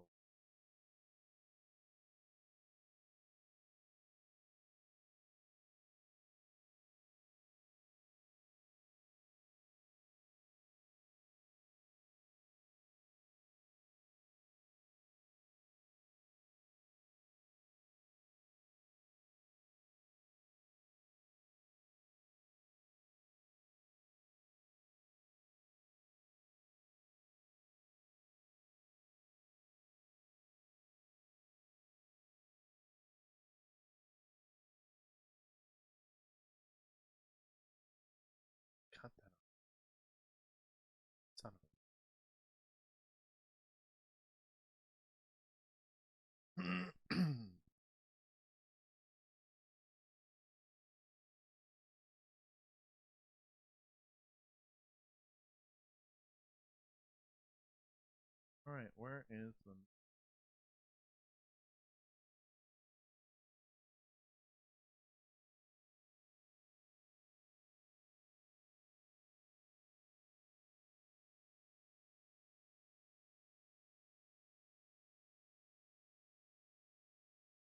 Hold on. Right after this on Spaced Out Radio.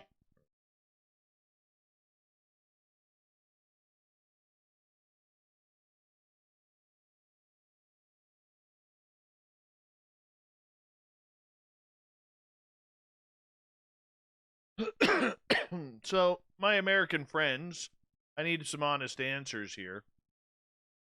How many of you are already preparing for your brawling on Black Friday? Because we got to go over some game rules here, okay? If you're going Black Friday shopping, okay, please bring your cameras. Make sure you turn them, don't keep them like this. Turn them this way so old Davey can get the full view of everything, okay? Because I'm getting sick and tired of not seeing a very good brawling going on, okay? America, I look forward to this every year. I do. All right? Last year was the first year I was very disappointed in the lack of high-quality videos of people punching and kicking and jumping over each other, suplexing people for video game consoles and televisions and everything like that. All right? Enough with the online shopping. Let's get back to basics, getting ready for Christmas, and let's get into some serious brawling again. Okay? We need more fights at Target. We need more brawling at Walmart. All right? If you're going to, Albertsons to grab some groceries, or you need a turkey or two because they're on sale, hit somebody with the cheese Parmesan. Okay? Throw a cucumber at somebody. I need this. I need it done properly.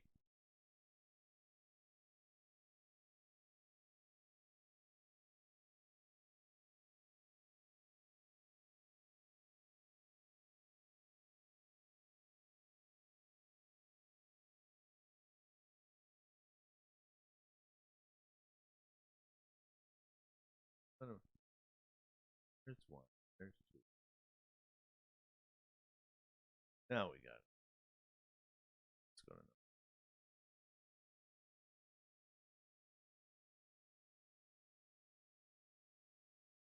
Okay. I want grenades.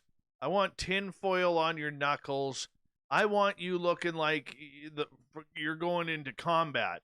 You should be dressed up like the movie The Road Warrior, not the second one, okay, from the Thunderdome, but the first one with Mel Gibson there in the desert. That's the way you need to be dressed.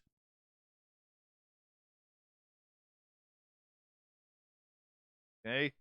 Don't be selfish. Think of me. Think of others who need these videos. Okay? It's only fair. You got that right, Raul. You're talking my language here, my friend.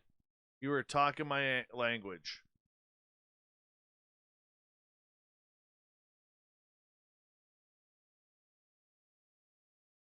Raul gets it. He's going to be like jumping into the scenes. He's ready to,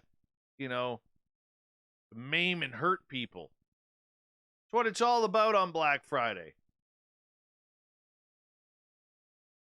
Enough of this pussyfooting around and being polite. Don't be Canadian. Okay? Show us what you got. This is a double shot here, people. This is a rarity for us who enjoy watching your country. All right? We got the election early in the month. Now we get Black Friday in just a couple of weeks. We can do this. We can do this. Don't worry about the 50 shoppers at a time, Jenny. Babster, if the border was open, I would take you up on that offer. Okay? And remember, protect your teeth. Head down to the sports store a couple days previous and go get yourself a mouth guard. Okay? Protect your teeth because dental's expensive. Doesn't matter what country you're in. Dental is expensive. Okay? And I'm trying to look out for you guys here. I really am because I care. But we can do this. We must be leaders here.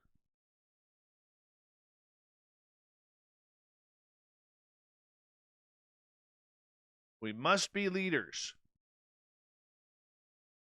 America, if you want to turn this around and get back to where we all believe you can be, all right? We got to have some good brawls on Black Friday. We just have to.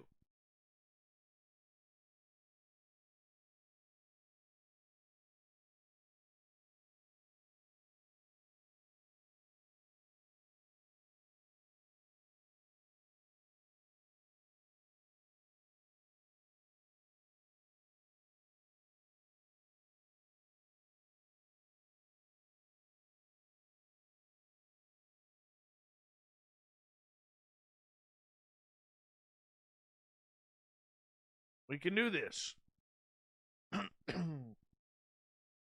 I have faith in you. Other people may not have faith, but I have faith that we can do it right.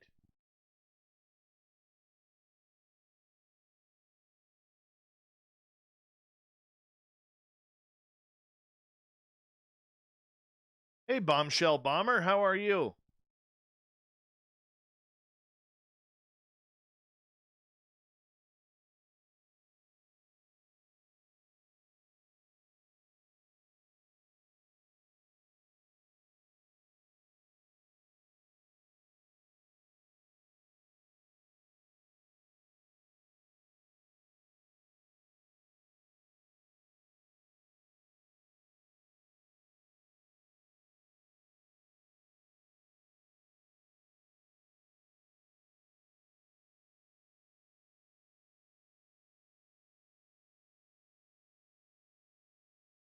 Chris Jarvis dropping on MeWe in the spaced out radio room a breakfast for dinner. 5 benefits of eating breakfast for dinner. Bullshit. Not even from a real university. It's called Spoon University, the article.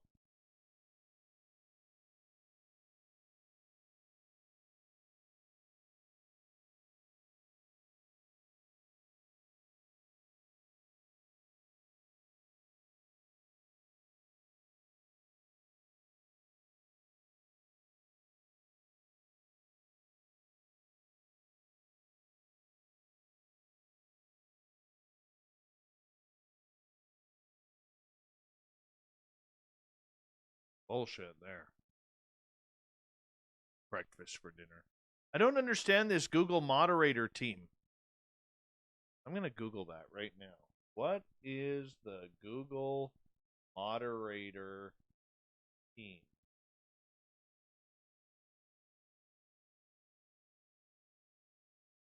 Not much on it. Oh, there it is.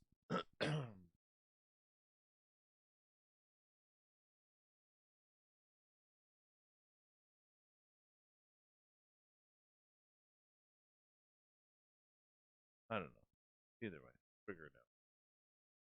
All right, time to get your verification codes ready, people. Because it is that time of night. I want to see them 6 digits. No cheating, Sandra or Princess Denali. Yeah, I got my eye on you two. Dangerous, both of you.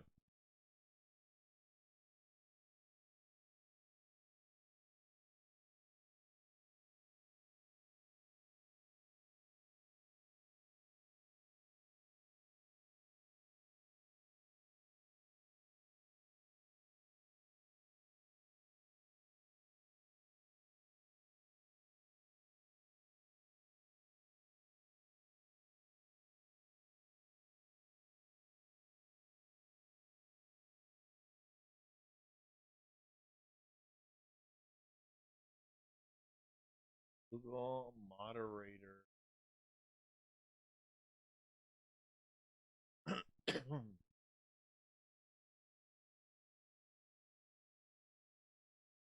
Let's read this up.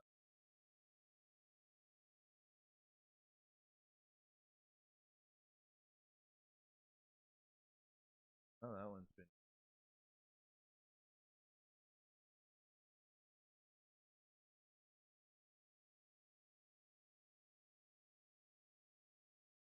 Oh, they blocked all the answers to it. Ridiculous. All right. Yeah, let's get. Where am I? All right, get those 6-digit verification codes ready because we're gonna do this shit right now.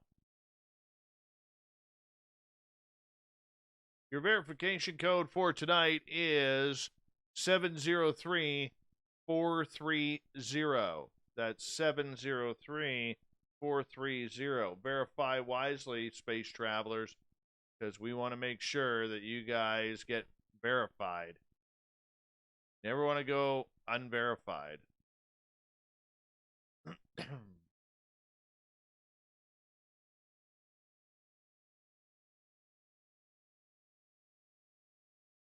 Oh, it's Enzabil and Pharmacy pulling a Sandra and Princess Denali right now, you dirty bastards.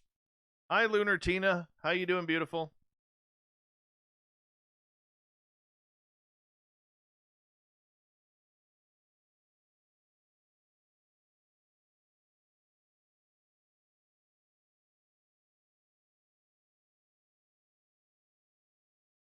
Oh, dude.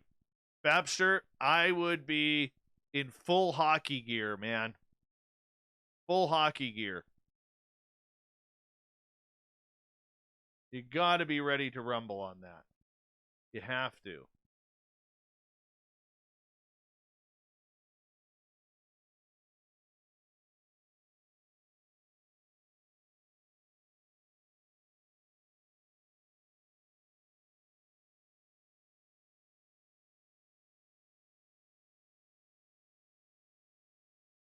All right, let's put this one here.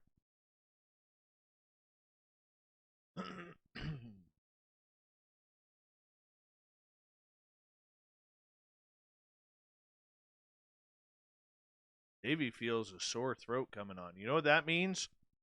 I'm going to go upstairs after this is done. I'm going to take a shot of hot sauce and burn that shit out. That's what I'm going to do.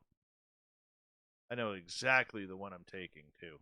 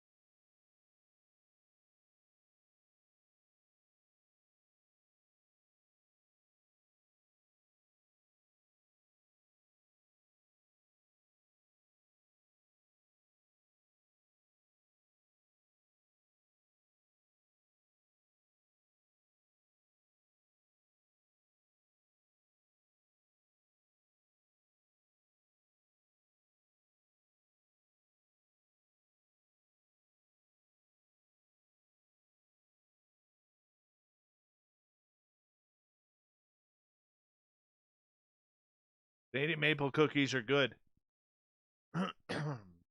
Those are real good.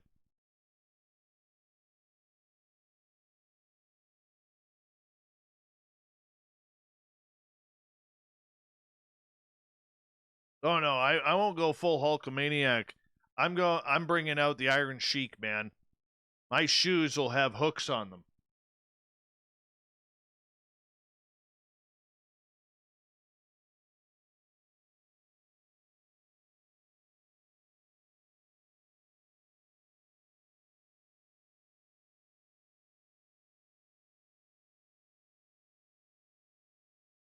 Who the hell is Walt Whitman?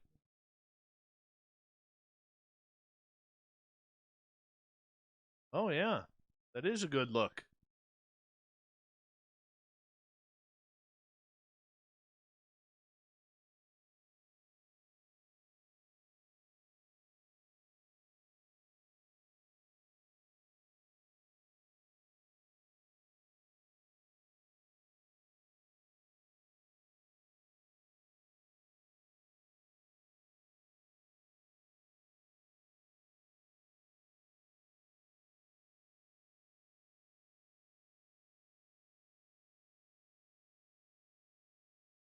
Thanks, Scorns, the booking guy. Please give us an update on your mustache. Oh, Filth, come on. Nickelback's good. I like Nickelback. You can't be doing that, man. Can't be doing that. Okay, that one's done.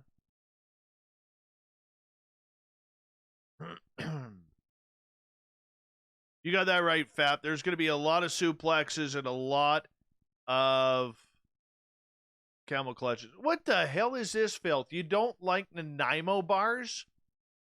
Are you sick? Are you ill? Seriously, dude. What is wrong with you? Are you too good to be Canadian right now? How could you not like Nanaimo bars? We're going to have a little discussion here, man. This is horrific news. Horrific news.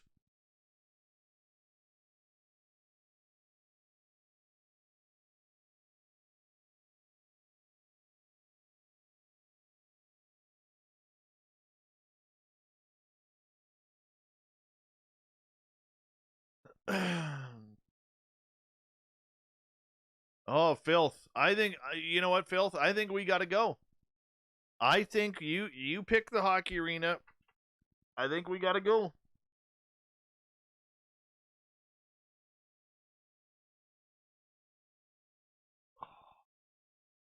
We have to. There's no choice. How do you insult the Nanaimo bars?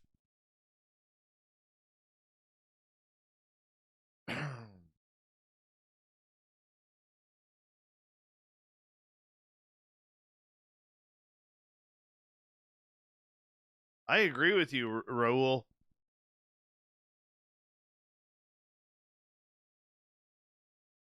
You know who doesn't like Nanaimo bars?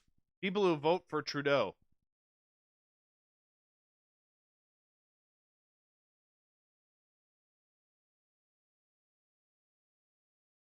Ah, Filth, I love your cartoons. You're lucky your cartoons save you.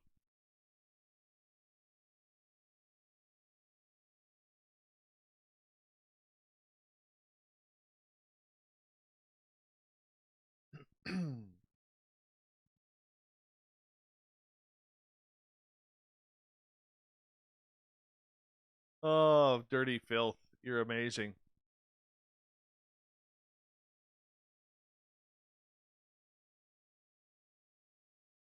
Hey, Filth, while you're listening, I need you to do me a favor, if you don't mind. I'm putting together a spaced out radio care package for Christmas for Mr. Ron Bumblefoot Thal. I would love a Dirty Filth cartoon to send to him. I want to try and get it out for December, the first week of December. Hey, Dale Tron, how you doing? Yeah, you missed the show.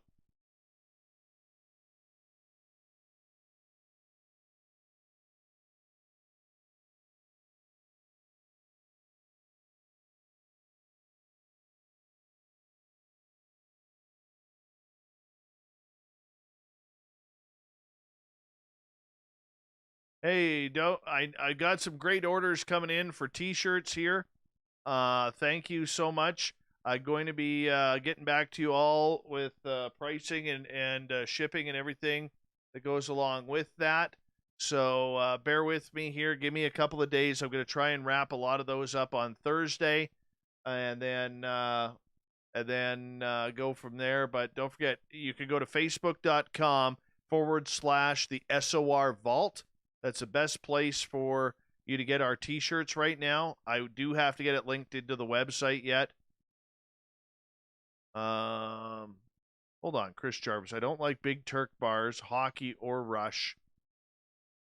How do you not like Big Turk bars? I'm going to throw a shoe at you, man. Totally going to throw a shoe at you. That's the best chocolate bar going next to the Dairy Milk Oreo cookie chocolate bar. Dairy Milk Oreo cookie chocolate bar is phenomenal. Phenomenal.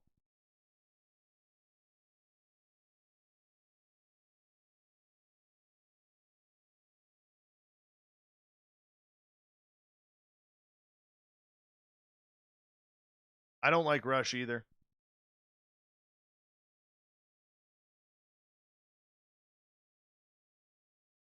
Big Turk bars are awesome.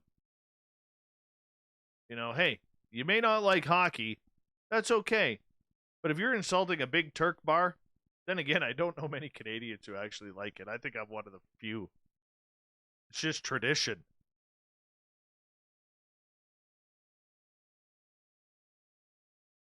No, it's a Turkish candy. Well, it's called Big Turk.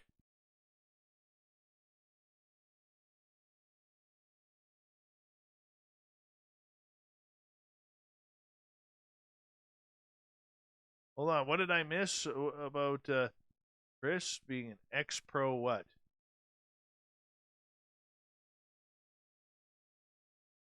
I haven't had a chance to read back. I don't usually get that chance.